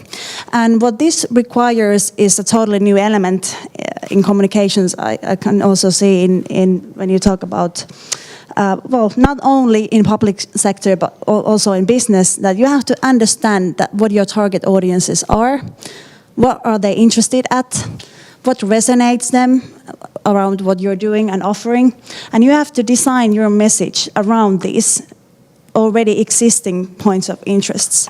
And I find that this is the key element when we talk about successful communication, whether it's in business or diplomat conversation. You have to understand the other person, like sitting on the other side of the bench and thinking like, okay, what does he or she want to hear, and how can I some way add some value around that. And in general, when I've been listening today, the discussion, I think it's really interesting. It sounds like it's a huge cultural change that you're going through. And but it's the same thing in businesses. And when you think of the ways of organizing or management, they are quite hierarchies, and when we talk about, let's say, social media and networks that have been discussed quite a bit here, they are horizontal level of discussion. I can tweet and ask something from Barack Obama. I'm not sure if he replies, but I can do that anyway. And so the hierarchy in communication in social media, it's basically gone. It doesn't exist, or that's at least the mindset we should have when we start planning our messages. And once again, when we talk about creating an interesting message, I think that the person who is, tweeting or writing reports or creating content, the experts, the diplomats, I think it's I think the key issue to succeed is that we need to motivate them They need to understand that why am I doing this and what does the success look like. And as it was great that you mentioned this about getting new likes and followers, and that's like something concrete, but quite often that's not enough and that's not the level. It doesn't tell if you have succeeded or if your country's brand is getting forward. So I think that it's very much needed that we discuss about the concrete action. What kind of action are we creating, or do we want to, or we should create in order to get to our goal? Also, when we talk about the kind of strategic building blocks, the really necessary ones, is what we always do is we design, creating these target audiences, but not from the demographic point of view or not even from their profession, but asking about their motivation. Why do they want to consume this piece of content? What is their interest behind it? What do they do with that? And once again, what's my role in offering this content? And it's quite different. Also, of course, the channels. I think when we talk here and think of social media, it's pretty much Twitter at the moment that we're talking, but we should think wider, like think of the big ecosystem that we have. People are like in these small blocks, and you have to consider where are the people that we want to approach, in which blocks are they, and we should go there and not get so focused on some certain channels, because the channels, they don't actually, they are not that important. They can change in a snap. Let's say that Facebook was something like huge 2 years ago, but now it's like the importance of it is fading. And this is why when we design, let's say, a strong content strategy for companies, we always start with designing their own media. What is like the home for our brand or storytelling of it can be also brand of the country or the local embassy, but where does the core content live, and where something that we own that it cannot be handled, there are no third parties. I think it's a very good question that you asked about having these platforms that are owned by big, media companies nowadays. But if you look at them as distributing channels, not the place where the content lives, it gives you much more freedom to also get rid of them if needed. Okay, thank you. Thank you very much, Ida. Very valuable points. Finally, from the panel in this first round, I could give the mic to Jouni, our own Prince of Light in this world of darkness. Perhaps you could also shed some light on the dark side of digital diplomacy. It has been very much in the discussion here in Finland, also in the past months. Perhaps you could start from that, and then of course echo on the things that you've heard so far today and how that is reflected in the work that we do at the MFA. It's nice to advance in the world. When I was in the news media, I was called Prince of News. So now I'm Prince of Light. So, well, as we know, humans have been governed in a way or another even before we were Homo sapiens. There always is some kind of way of organizing cooperation. And the international political system has developed, as we know, from monarchies to nation states and so on. And these latter decades have been age of globalization, international law, international agreements. My basic message today, when we talk about diplomacy in digital age, is that digitalization will affect not only diplomacy, it will affect the core of international order. And in the panel this morning, someone mentioned drones. I'll just use that as an example. Today, drones are used in countries like Afghanistan and Pakistan. These drones are flown from Las Vegas, near Las Vegas, thousands of kilometers away from the actual action. And traditionally, war has been seen as something where you have right to kill if you have risk of being killed yourself. That is the basic justification for killing someone else. So in this situation, someone from tens of thousands of kilometers away blows someone away with a missile from a drone. This person who is being killed does not know exists there and can't react to it in any way because these missiles arrive faster than the sound.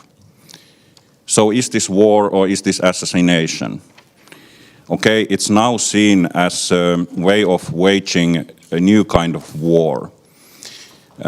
It's not between countries, it's between country and organization. So how do you use this kind of force in legal way? So how it's done now is that an area can be called area of battle or kill box. It can be a province or a city, and it can be even smaller. I just read an article where this question was raised that these drones are getting better all the time and they are getting smaller. And now there is a drone that is size of an insect, and it can be used to swarm a building. So if someone knows that there is a person that has been defined as an enemy combatant, he or she is in a particular room, that can be said that it's kill zone, and these insects find you and they stick to you and they kill you. If this is the future of war, where does a nation state come into play? How do you govern this kind of world?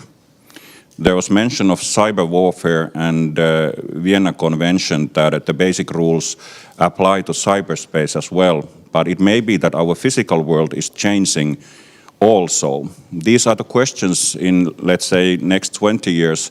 Someone has to think very hard, and I think it's diplomats who are going to do the negotiation work on these.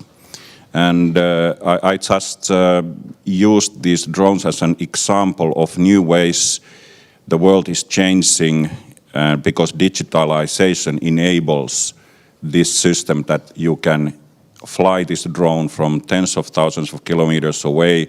You can use map information, you can use mobile phone information, you can have access all kind of information when you make the decision, is this person a legitimized enemy target? These are the questions I think on system level we need to think. It's natural that today we are looking at the desk, we are looking at the desk level things. How do we do those things we are doing anyway better with digitalization? But like I said, my basic message is that we will go to the core of international world order in a couple of decades with digitalization. Thank you, Joni. It was not particularly light; it was pretty dark, but I think it also. But where there is light, there is shadow. That is true. That is true. Just keep it, Alison, there. But I think it also highlights the way in which the digital age is. I mean, digitalization is no longer just a separate sector. It's something that really affects everything, and I think that is also a key message to thinking about diplomacy in this age. Now, I would like to open this for discussion. There are a couple of people who have patiently waited from the first session already, so I'll start with them. Let's take three questions in the first round. Katarzyna from Poland at first, then Markus, and then Maria Rislaki, our cyber ambassador.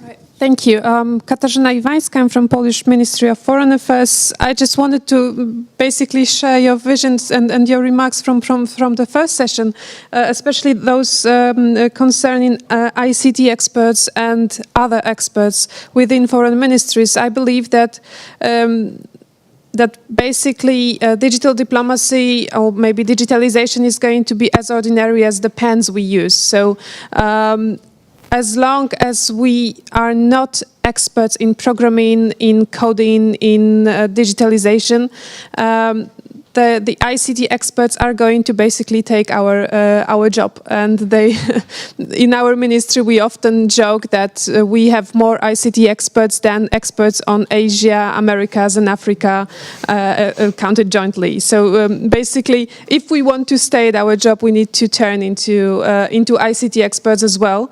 And the other thing is, the other remark I just wanted to underline is that I think that I also saw it in the conclusion of your report that we need to be as precise as possible in the times of Twitter, in times of social media, in times of the internet, and sometimes as diplomats we cannot be that precise. I mean, we need to, just to find a balance between being precise and speaking about something else and trying to say what we think. And I think that in this picture we need think tanks much more than we used to need, and that basically think tankers are the ones who can help us say what we think but we cannot say, and to shape the public discussion within the internet and also in the public media, in the traditional media. So the one thing I just wanted to say is that we especially in the Polish Ministry of Foreign Affairs, we very much appreciate the job that the think tankers are doing, and the thing that we see here today is a masterpiece of the think tanking world. Thank you. Thank you. The next question would be from Markus on this side of the room.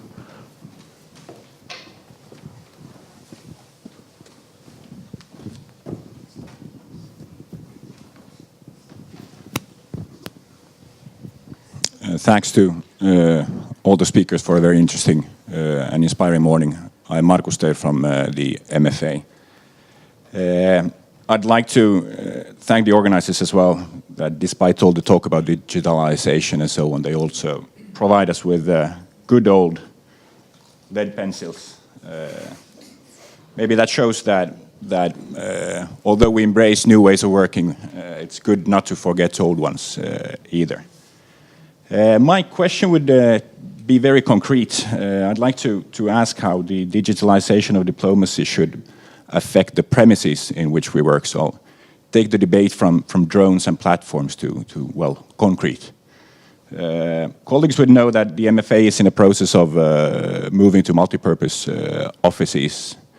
And as Jan-Melissa noted, that the focus on diplomacy will turn to the embassies from the ministry, and the internal networks in the ministry will gain importance.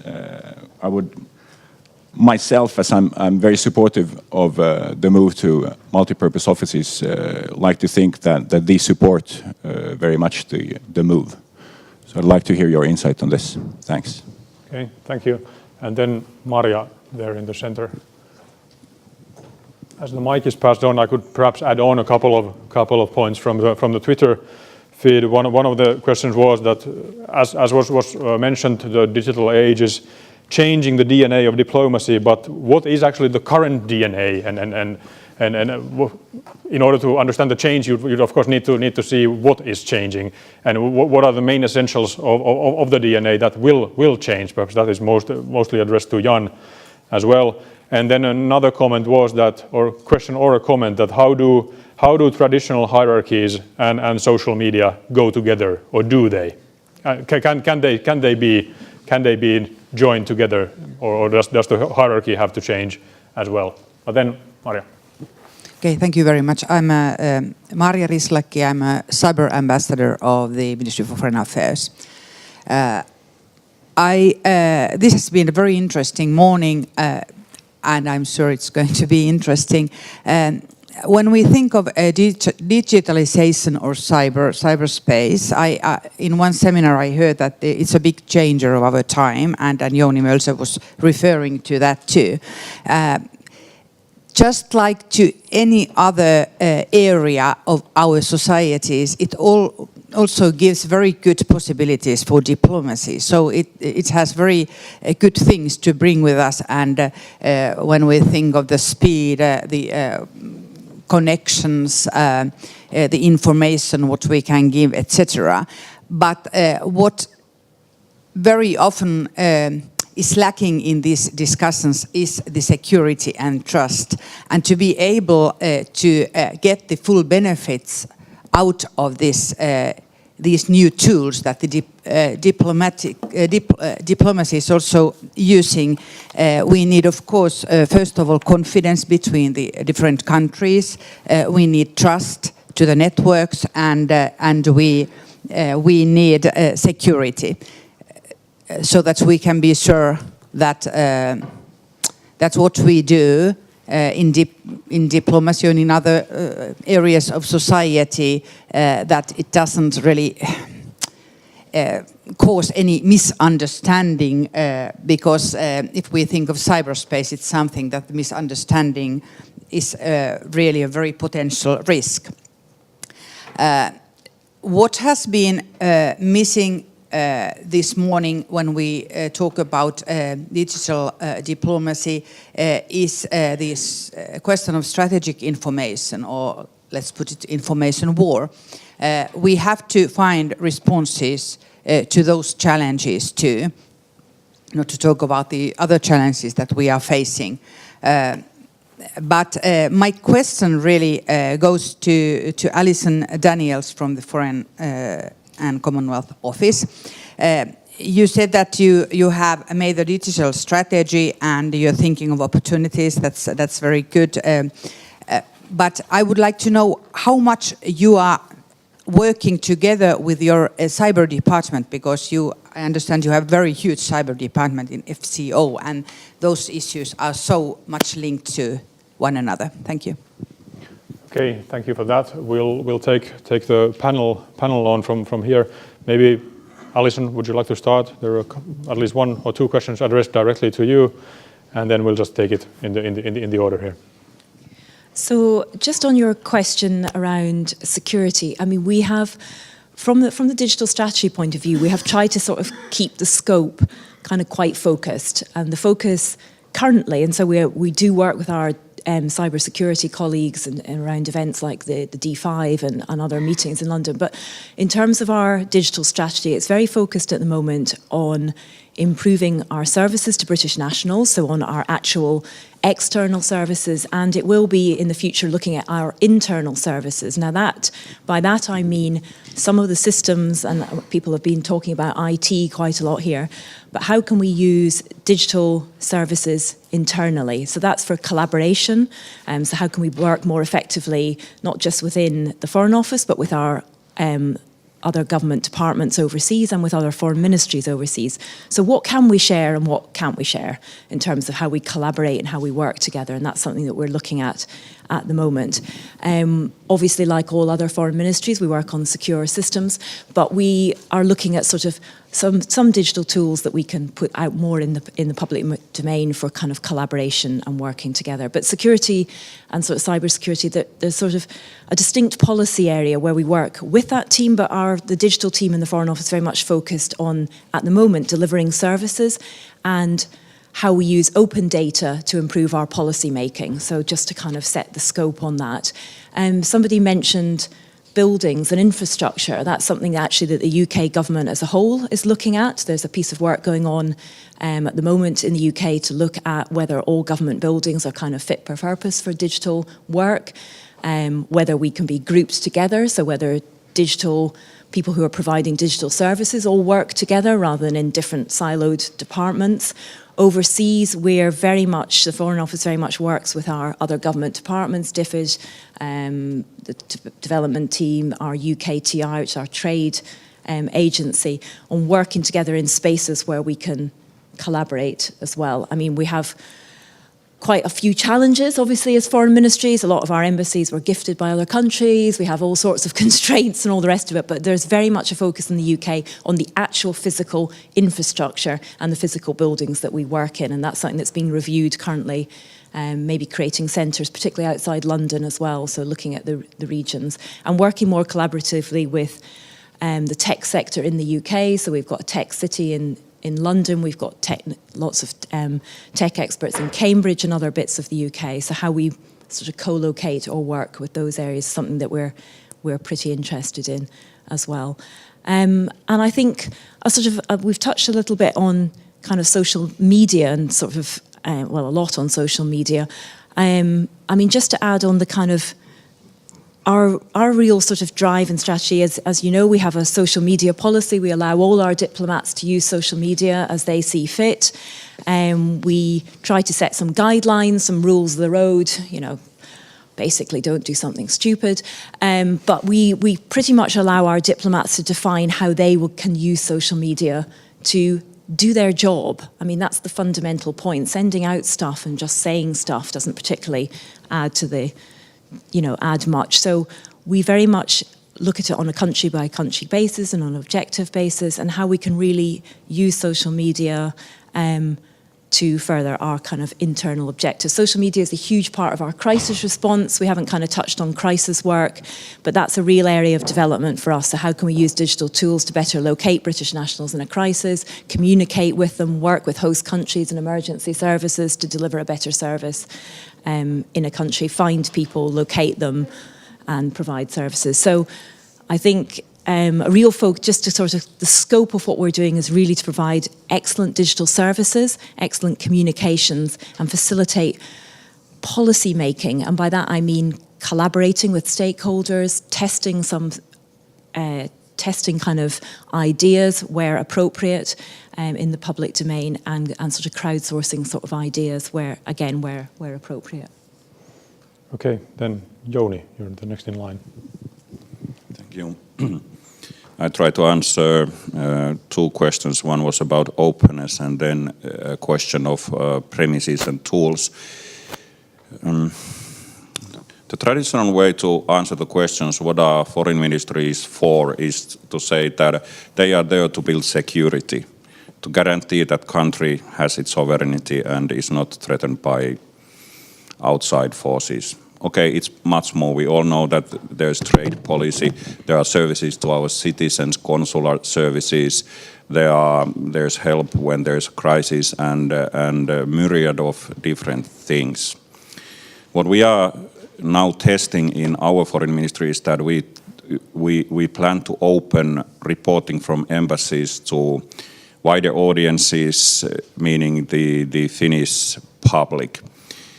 It has, of course, problems of what to leave out, what is confidential and what is not, but like someone said here earlier, quite a lot of our reporting is something that can be openly read. So we have been testing this now this spring, and the basic idea is that Foreign Ministry of Finland has to create added value to the Finnish society, and we believe that the information and analysis we do in the foreign ministry can benefit larger audiences than just the ministry. Remains to be seen how popular these reports are. Premises and tools. I think we all agree that the digitalization has now advanced to a point where everyone agrees that something must be done. And in every change process, the first step is to create sense of urgency. All change begins from this. And we are at that point now. Now we need to choose a path which we start walking. And like our colleague from Polish Foreign Ministry said, that maybe we need to think what people in the ministries do. We have too much information at our fingertips every day. We are bombarded with messages, and the important things easily get lost in that noise that is created by all these news outlets and other ways of getting information. Maybe we need to start thinking in the ways of let's say, well, investment banks are not very good examples because they make wrong decisions all the time and world catastrophe follows. But what they have done is that they have large back offices and 10 people making the deals. Maybe we need more analysts. Maybe we need to start combining the digital tools with which we follow news internationally and collect the data, use big data, and then this part of the foreign ministry delivers it to the actual political actors in the ministry. The traditional way of doing diplomacy, like someone mentioned here in the morning, is that you rotate, you create a worldwide network which you can use in case of emergency or in case your country needs you to deliver very specific message to someone.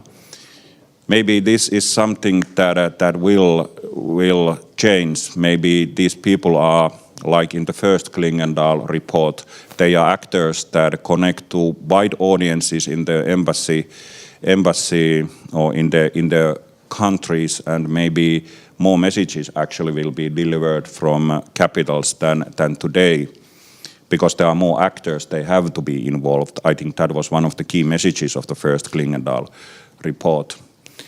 This is one thing I think our ministry needs to think about. What do we do when the amount of information is like an ocean and you are on a tiny draft? Thank you, Joni. Policy planners, of course, are happily to support the idea of having more analysts. So that's a good news we'd like to enforce. This was not a suggestion. This is an open panel. And, I trust that our minister makes a wise decision on this issue. Exactly. Alison, please. Well, just briefly, I couldn't agree more that when it comes to openness, it'll only build trust. And so the more you put out there, the more trust that people will have. And you're also very, very right in the fact that most people aren't interested in a lot of the information that might be released. But by releasing it, you're showing that there's nothing there that is actually controversial. So once again, you're just building trust. I just want to touch on the use of like big data and analysis and things like that. And it's a very exciting field. And I think it's the individual citizens out there and small organizations and NGOs who are really leading the way in some ways and scraping information and using big data to power their causes. And when we were talking about a new world order and the use of drones, it is changing things, but so is the response on digital media. And when we look at, you know, the new phenomenon, the new thing for media and journalism, it's all about citizen journalists on the ground. So these are individual people that are reporting on what's happening there and then. And of course, social media is the place to go to if you want to know what's happening immediately. So although it will change the new world order, there's also a big faction out there who are using it to, you know, bring transparency to all these issues. Perhaps just an additional point to the trust and openness bit, which is very important here. I think one of the old famous definitions of a diplomat was that a diplomat is a man. It was always a man back then that is sent abroad to lie for his country. And I think this has become increasingly difficult nowadays because you can't really distinguish between different constituencies. And I think here the conclusion is either you'll have to lie all the time or you'll have to tell the truth all the time. And I think we're, at least in this open society, we like to opt for the latter option. Perhaps other definitions of diplomats as well. Alex Salmond, former Scottish Prime Minister, defined a diplomat as a person who says to you, go to hell, in a way that you actually expect the trip. It's also true. Perhaps the word to Ida then, and then to Jan after that. Someone asked about, you mentioned about the tweet, that how do we need to change the hierarchy? And if I look what happens in big companies at the moment, they're actually changing their ways of organizing themselves. And it all comes down to when you have different kind of sections of silos with people handling their own budget, etc. You know, it's inevitable that people have their own individual goals and the kind of common goal kind of gets blurred somewhere in the background. So at least in the business world, there's definitely changes in the way of organizing. I'm not that common, or I don't know exactly the way the structure goes in the diplomat world, but I'm pretty sure that there are some hierarchy levels that, you know, and I think also you've been discussing a lot about let's say diplomats' relation to social media, and what I hear is that the role of social media is a bit unclear. That what is the role in in the work itself? Is it something that, now it's still that, it's good if you use social media or you're in contact with it. We talk about that it's a way to maybe build like personal brands also, but maybe in the future, you won't get hired if you don't have these skills, or if you don't, so I think it's interesting right now that you're also debating about the fact that what is social media, and what's really the ground role of it, if it's something necessary or if it's something extra beneath that all. And also what I wanted to point out, it was good that you mentioned about the crisis communication, because I forgot to mention at first that I think that when working with these kind of delicate issues as we have in policies, I think that people who work in the field, these kind of instructions, let's say social media crisis plans, and these kind of, I think they're really important materials, and keeping them up to date, also maybe having not only for the crisis but for the good times as well, how to get started kit, etc. So I think these kind of like resources and like quite structured things that people can use, but they're not mandatory, are very important, and that's what we do also for businesses. And the skills angle is very, very interesting as well. I think it was touched upon in the debate before, also at least in one tweet later on. And of course, that is a very, very important question for our recruitment policies. Is this something that comes in naturally with a new generation, which is simply so adapted in using all these technologies and all these systems as were the previous generations with using a phone? Or is it something that needs to be addressed specifically as a specific set of skills? That's also something we could perhaps go deeper into. But Jan, you've had a lot of further material to digest. What are your thoughts on this? Absolutely, a lot of further material. Let me first say how wonderful it is to be on a panel with practitioners, because we look at practitioners, non-governmental, governmental, for ideas, for the sorts of questions that need to be asked, that need to be researched. So this interaction is very important. It's also wonderful to be on a panel with not 5 men over 50 wearing dark grey suits, telling us the wisdom about the digital age. So that's also wonderful of today's experience. And I'm looking forward to my flight back, which is the moment, not because I'm leaving Finland, not at all, but to reflect on everything that's been said and what can we take with us for next steps. And in those reflections, I will definitely give Poland 12 points, as they say in the Eurovision Song Contest. Thank you for your kind words about think tanks.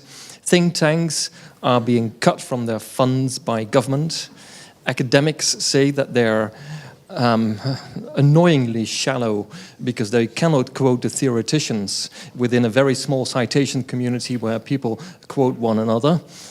Journalists say they are not independent. Then other critics say they speak the language of their paymasters, and yet other critics say they have really nothing new to say. They don't, because they don't move with their reports and suggestions out of the comfort zone of those who commission work to them. I hope that's not the case for think tanks. And actually, I believe that think tanks could do working closely with government, understanding the organization, at the same time bringing conceptual knowledge.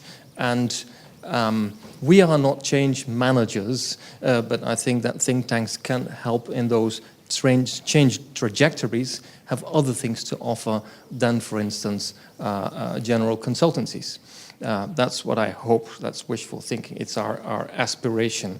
I think also think tanks' idea is not to make organizations dependent on them, because really, as in public diplomacy and in digital diplomacy, indeed the experts need to be temporary. This is something you have to do yourself. You have to understand yourself, and going to human resources, you have to recruit the people who have the capabilities to do this kind of things. And I can imagine when you work in the human resources department that this is still a question mark. What's the kind of people that you need? Are they different from the people you recruited in the past? If in the past the military attaché entered the diplomatic realm and other attachés, now we have data scientists, so we need people who have to learn how to work with big swaths of data. It's new questions are thrown at you. What I missed a bit in the discussion, and perhaps there is time for somebody to come in from one of the foreign ministries here, is how, talking specifically about the social media, we all criticize that the number of followers is really what doesn't matter. And when you look at the profile of your followers, you wonder who they are, probably rightly so. So how do you measure performance, and what are the other combined indicators that make you realize you're on the right track using social media in support of policy? I'd love to hear from the audience or from the panel, if there is time, somebody to say something about that. On some of the other points that were mentioned, how does it affect the premises? I don't know, but it's probably also a matter of reconceptualizing who you are and where you stand. You can draw a parallel perhaps with newspapers. Newspapers, like the Financial Times, El País and others, at a certain point have decided the real thing is the digital edition. And so you have to, and think tanks are doing the same. The digital platforms is where you start showing what you are and where the essence of your identity, the products are that reflect your identity.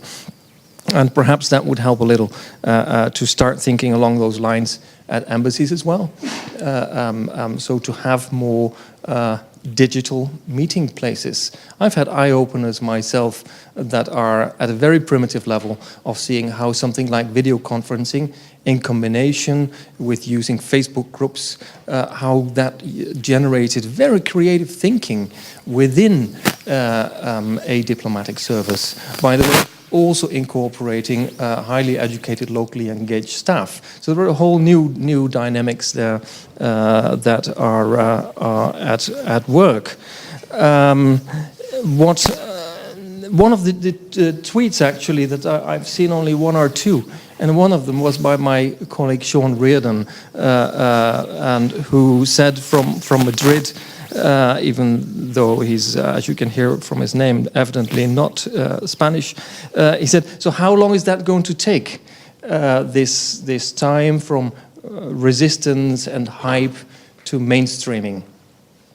And my answer to that question is a non-answer. I have no idea how long it's going to take. And perhaps there is a paradox here that there are two different types of forces at work. On the one hand, we know cultural change is very slow in bureaucracies.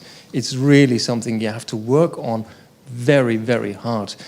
So you have to see that as a conscious plan in senior management, perhaps, to change the profession, the characteristics, the key features of your professional culture. That change by nature is very slow, and the challenge you're facing is very fast, and nobody knows what lies ahead. Don't ask me what Web 3.0 looks like. I don't think anybody has the answer. Me last of all. And then, why is it also important to be fast? Because others are better. Others are better at using the social media. Non-state actors, the big NGOs are more agile. They have a lot of experience. Perhaps we can turn to the corporate world for dealing with social media and other digital tools in crisis situations. So there is a lot of potential for cross-sectoral learning, I imagine, between the non-government, the public, and the private, the private sector. And yes, coming to that question, diplomats will remain vulnerable. So please come to terms with it, because that's the new world that you inhabit. And we have some signs that you may even find very worrying. There is this Twitter handle called DiploTwoop. DiploTwoop, as we mentioned in our report, is tweeting all tweets they claim of all diplomats across the world, that those diplomats have deleted themselves after sending them. So So it's all out there. Once you go to Diplotop, you immediately want to get rid of it again because you get all these messages like I have to go to the supermarket and irrelevant things. But that's one. Another one that we mentioned in the report is that 2 consecutive American ambassadors to Russia have shown contrasting examples of diplomatic use of the social media. One is a star, the other one is not a star. That has been followed, it's been registered, it's been monitored, it's discussed. It's out there in the open. People like to write about this.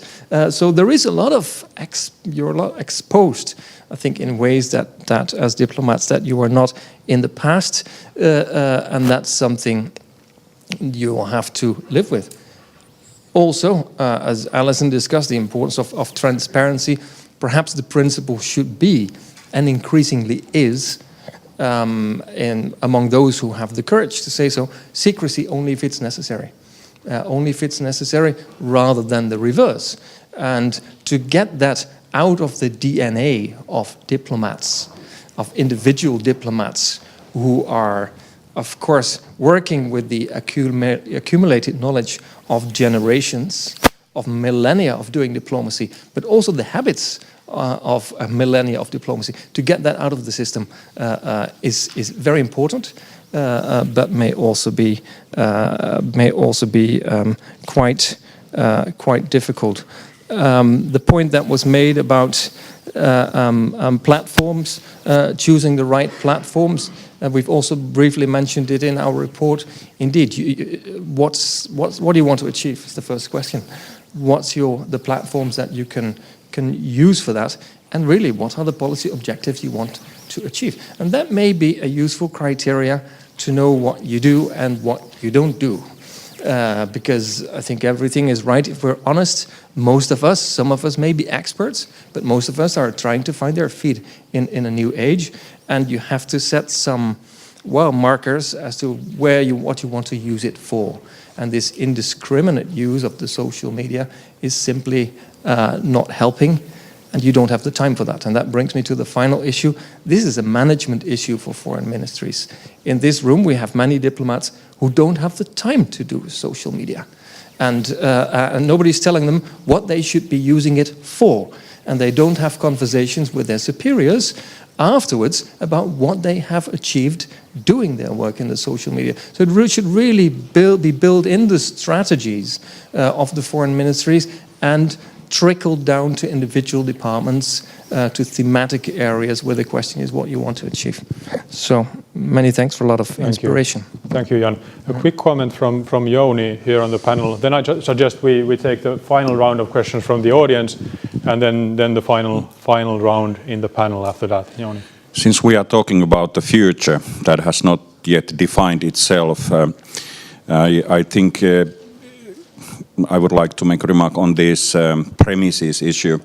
The key to the answer, what kind of work environment we need, is actually to answer the question, what kind of work are we doing? And the traditional way is in the foreign ministry is to organize itself into departments and units, and then you have desks and you have experts there.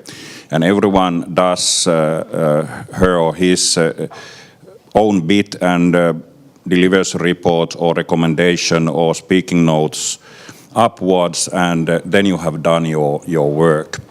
And this leads to this kind of office environment that everyone has their individual rooms and lots of privacy. But what we have been asking in the communications department is that, is this really the way we need to work, and is this a useful way of organizing our work? And we realized that more and more of our work is done by small teams, 2, 3, 4, 5 people teams that consist of people from different units. We have 5 units in my department. So the idea that everyone from one unit sits in one place actually became sort of that, does it need to be like that? And then we developed to this system that we decided to move to this multi-workspace, whatever it's called, hot desking. It has a lot of names. But the key factor is not that everyone can change where they work. The key is actually that we have small rooms where either 1, 2, 3, 4, 5 until 12 people can come together and talk about how do we solve this problem. And it usually goes across units because the problems are sort of more complicated. It's especially in communications department, it's very rarely just one department we deal with. And this is we want to try this, and we have more video conferencing equipment that we used to have, and we have these intelligent all kind of things you can draw and just save and then send it to someone. And the thinking behind this is that I personally start asking the question that is the decision-making system in the foreign ministry now the most effective that we can have? Because I feel that centralized decision-making system can be good and needs to be in the higher level of foreign policy, but on this actual working level, maybe we should work more on what is called expert panel method. It's a different way of decision-making than hierarchy, where you send your recommendation to somewhere higher up and someone decides. This expert panel method, I think, works very well in an organization that is basically experts organization. We all of us in the ministry know something that someone else doesn't know. And to pool these resources, we actually may find the questions we didn't know we need to answer. And we don't know everything we know until you compare your knowledge with someone else, and then he or she says that I didn't know that. That's actually quite neat. So maybe we should start organizing our ministers and see what it would lead to if we change our way of thinking to this expert panel method, not individual expert making a recommendation and someone making the decision. Thank you, Jouni. Good and useful thoughts. Now for the final round of comments and questions from the audience. First, the gentleman in the back.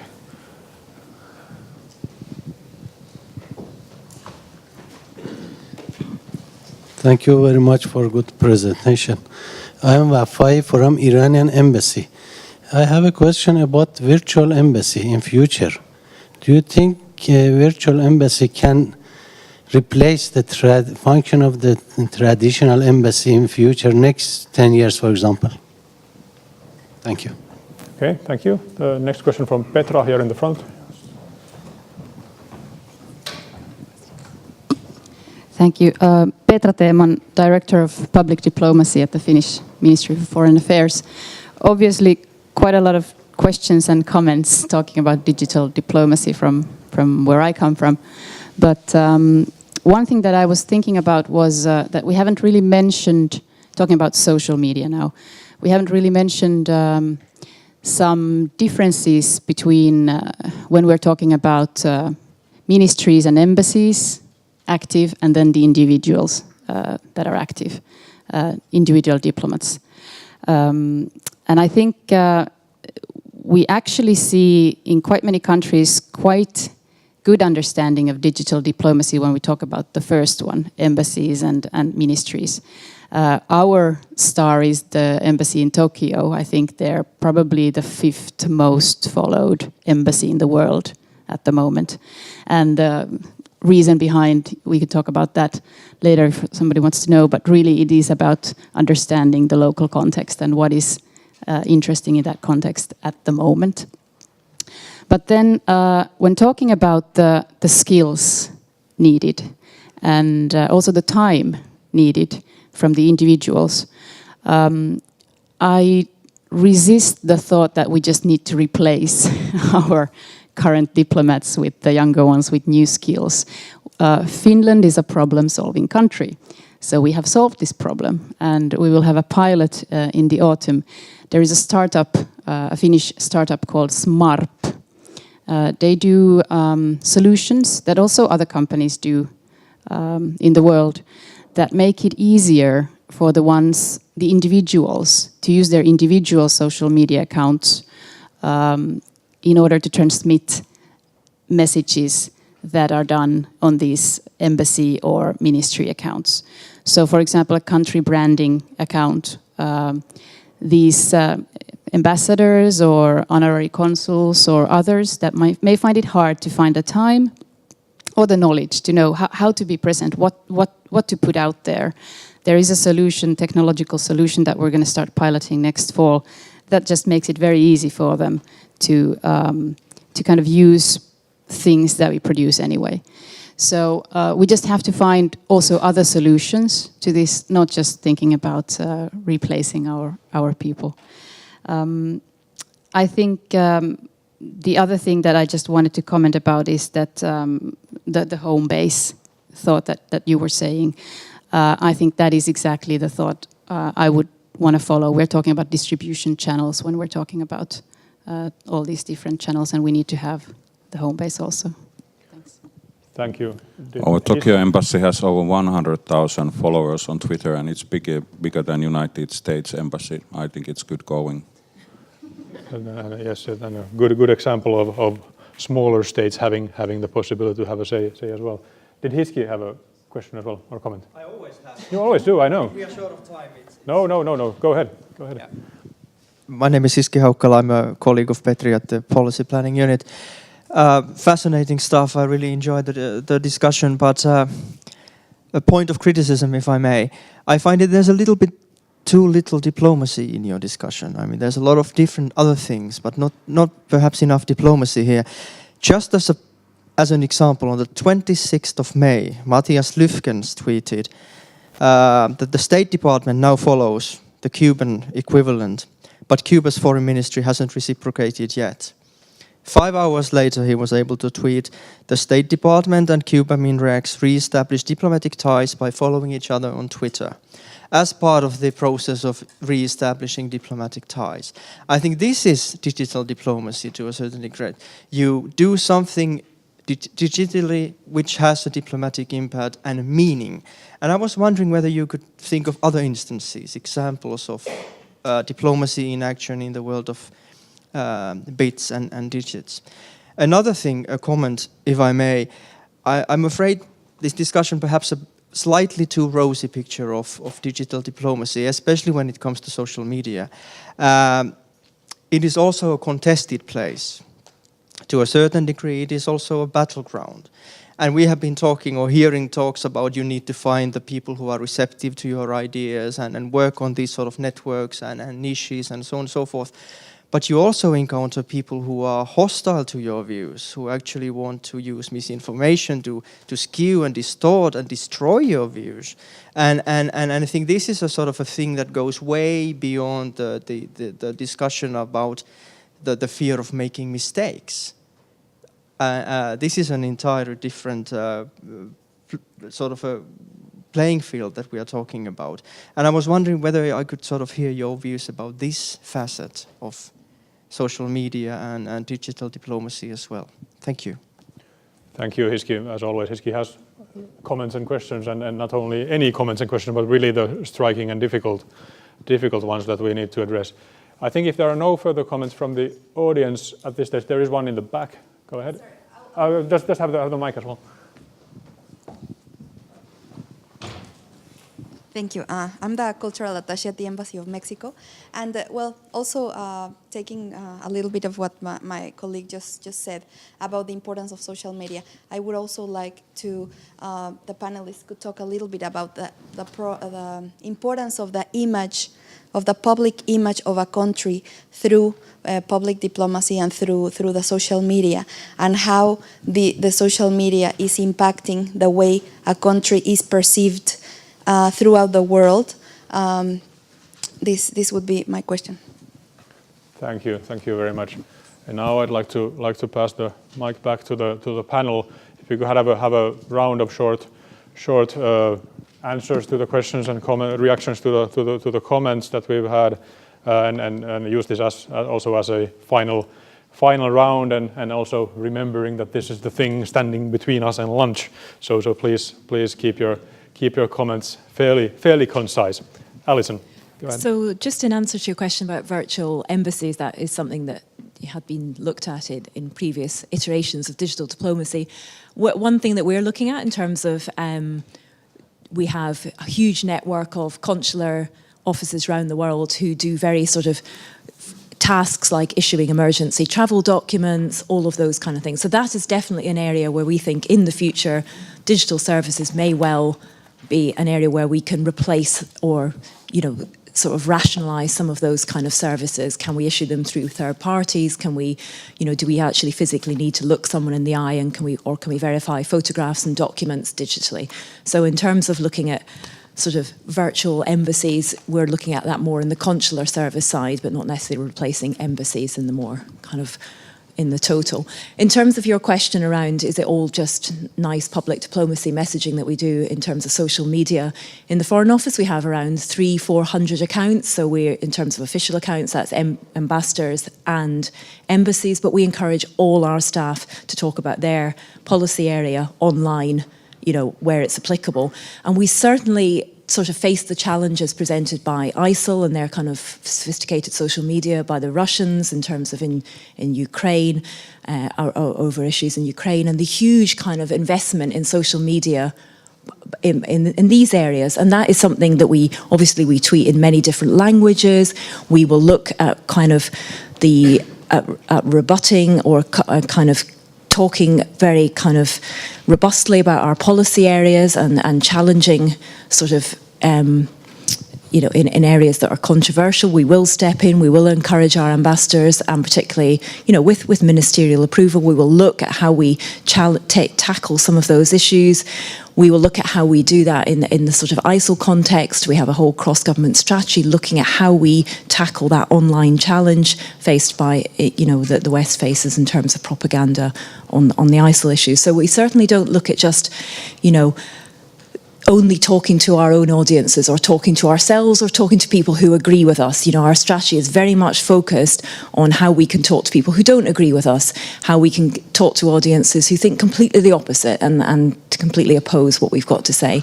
And how we do that is very challenging, but that's certainly an area that our social media strategies are very, very focused on. And we have, as somebody mentioned earlier, we were talking about a big initiative under our previous Foreign Secretary in preventing sexual violence in conflict. That was an area where we really use social media to reach out to other stakeholders, to reach out to countries where that's maybe not a priority, and explain our policy, but also bring people with us, and also challenge kind of misconceptions, problems, crowdsource answers to how we might do that, look at reporting mechanisms for war crimes, look at gathering evidence for, in terms of trials that may come up in the future. How do we gather evidence, and how do we help, how do we encourage other people to gather evidence on our behalf, and to use social media to do those kind of difficult jobs, as well as just communicating our sort of, more positive messages. So the answer to that. I think my sort of conscious of time, but my final comment is, it's been really interesting to hear the different kind of approaches by different foreign ministries. We'll certainly be keeping an eye on the Finnish, doing more reporting in public. It's certainly something that we're kind of looking at as well. And it's really, I would really be keen after this session to hear a little bit more about people's structures, some of the issues you raised about the actual working environment. That's something that we're looking at as well. And in terms of social media, I think, we've set out a very, very permissive strategy. There's a bit of focus on, mistakes and people feeling quite sort of naked in public. It's not really, it's a very mainstream thing for our diplomats to do, to use social media. And I think mistakes is not something that we're particularly now focused on. It's much more about how can digital deliver for a foreign ministry? How can we really use digital tools and techniques to advance diplomacy? And I think a lot of people are, there's there's no sort of disconnect between our digital strategy and our policy making or our communications or the work of a diplomat. It's very much integrated. It's a business transformation tool. You know, it's something that digital isn't a separate team that works separately. We work very, very collegiately with all our diplomats to ensure that some of the challenges that Jan has talked about, we are tackling on behalf of diplomats, that we haven't got digital teams doing something separate. So thank you very much. Thank you, Alison. Joni. I hope we all can meet again on hybrid warfare and age of digital or digital age and diplomacy. If you want to have a basic introduction to the theme, there's a report on open source called Menace of Unreality. That is the sort of short introduction, what it's all about. Deliberately created disinformation is something we deal in our ministry every day. So we need to react. And I think, you know, in foreign ministries, you often talk about national interest. I think it's national interest that we make it visible to the general audience what is going on, how these news items that are spread in a couple of hours all around the world, how they are created and what is wrong with them. Under no circumstances, I don't think a society like Finland should try to go to the direction that we create own propaganda offices or whatever.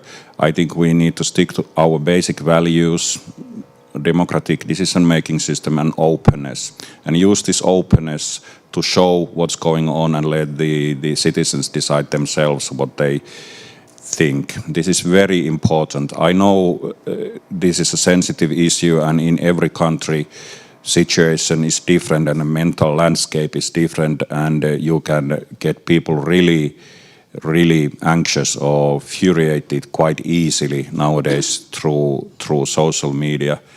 But that's more of a political decision-making system, how they guarantee that they are believable as decision makers and the society is strong enough to defend itself from these attacks. Thanks. When we were talking about how we hadn't really touched on how social media was, being used for diplomacy, I do have a story. It's not quite about diplomacy, but it is about crisis communications and what happens in crisis situations. During the Haiti earthquake, Médecins Sans Frontières was obviously flying in a number of planes with doctors and medical equipment and medicine for everybody who had been affected. The plane wasn't allowed to land at the airport. The airport was being controlled by the USA Air Force at the time and wasn't given permission to land. So in the past, what would have happened is they would write a press release that would slowly, maybe over a couple of hours, maybe even a day, would get picked up by the press. And then at the same time, they would try and use channels such as the State Department to get in touch with the USA Air Force to be allowed land the plane. During the earthquake, when this was happening, they issued the standard press release, but at the same time, they tweeted it and they sent it out on social media. Anne Curry from the MS, not CNN, she's one of the other big networks in America, big journalist, loads and loads of followers, retweeted that tweet directly at the US Air Force. The plane landed within the next 4 hours. So definitely there is a lot that can be done when you're looking at social media for the good. And I can only back up what we were talking about there before when we talk about the propaganda that's being used on social media and by the Russians and a lot of other places. Indeed, the only way you can tackle this is to be open. And for us to be truthful. You have to put trust in your citizens. They often will, most of the time, make the right decisions. They're not stupid. They can weigh up the pros and cons, and they can see both sides of the argument. So you just have to give them the opportunity and the information to be able to make those choices themselves. Then Ida, maybe, and then I'll give the final word to Jan after that. Yeah, one more specification around the social media crisis plan that I mentioned. I think that exactly why it can feel difficult to start being very active is that, on the other hand, when we talk about starting to create a lot of content. We kind of, one person, I as a professional can relate that I'm a media house now.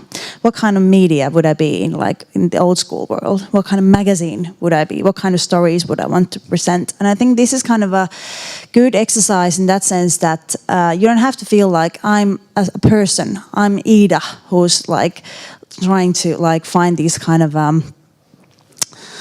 professional side of me that what can I say? I think that when we use social media as a professional tool, we need to kind of take a step away from ourselves, even though we are working behind our own personalities. But to get started with this, I think it's very important to create these different kind of crisis plan. There's tons of crises, not only like political ones, but business ones, and people are super sensitive. And when we talk about these issues, normally there are tons of flammable topics. You need to have this, different kind of Q&A or whatever is the form of the document that. For sure there will be some critic that you're going to get, and sometimes that, I always think that being in social media is not different than we having a discussion here or having a discussion on a coffee table. You answer to them like replies that you find that are respectful in some sense, and the ones that are over the top, would you answer to them in a coffee table on this kind of discussion? So social media is just like extended coffee table. Maybe that helps. Thank you. And then Jan. Yeah, thanks very much. I couldn't agree more with that. There's one person following this live who asked this question, what's the DNA of diplomacy today? That's a very difficult one. It's a moving target. It's like generalizing about MFAs, which is almost impossible. In some countries, the MFA is not even important and not even in charge of external relations on a more strategic level. So thank you very much, wherever you are, for that wonderful essay question. Definitely, we will have to address, but I should leave it unanswered for now because it would require a very elaborate answer.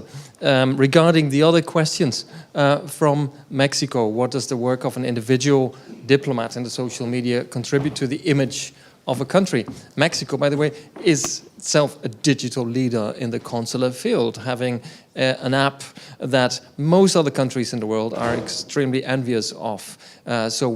Which is an evidence that we should look for digital excellence in all sorts of places, not just among the usual suspects, our neighbors, the people in our own region, but really everywhere.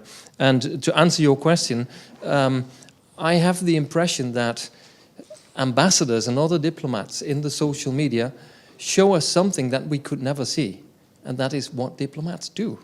And that's the great added value. It gives insights in the profession that could only, ideally, enhance the legitimacy of diplomacy, which is very much needed. Because if you don't have that legitimacy, if you don't have that support, what is happening to you is what happened to many European foreign ministries. They slice your budget, 20%, 25%, 35%, 50%.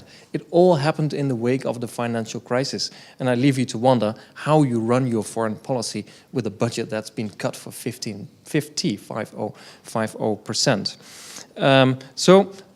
You can show what diplomats are doing would be my answer to that question. Then on the virtual embassy, very interesting question. We've had a very good answer already, gentleman from Iran. Another leader or another country to look at very closely in use of social media. One of the many spectacular examples of countries that I have the impression think very strategically about how this can be used in foreign policy, in the interests of foreign policy, engaging foreign audiences, also foreign audiences where you don't have regular diplomatic relations. But the answer to the specific question would be, again, let's not juxtapose online and offline, but think how they can complement one another. One cannot substitute the other. And I believe that my conclusion would be that, and that's not to pat foreign ministries on the back, but just based on shared analysis with many others, that within the subsystem of the MFA, the embassies are more important rather than less. That localized presence and what Alison referred to, the fine-mazed presence among consulates across the world, also doing diplomatic work, by the way, not just rescuing citizens and handing out passports.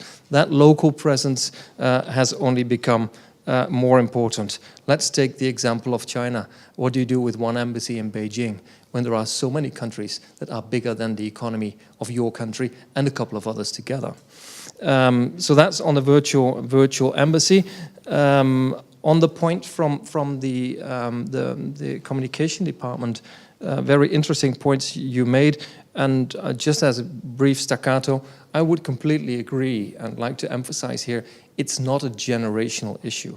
So it's not a matter of working the old ones out and getting young people who feel comfortable with these kinds of things. No, you see that the familiarity with social media and things digital is really within foreign ministry, and I don't know whether the practitioners could corroborate that, is really, you see that across generations. So that's not the issue.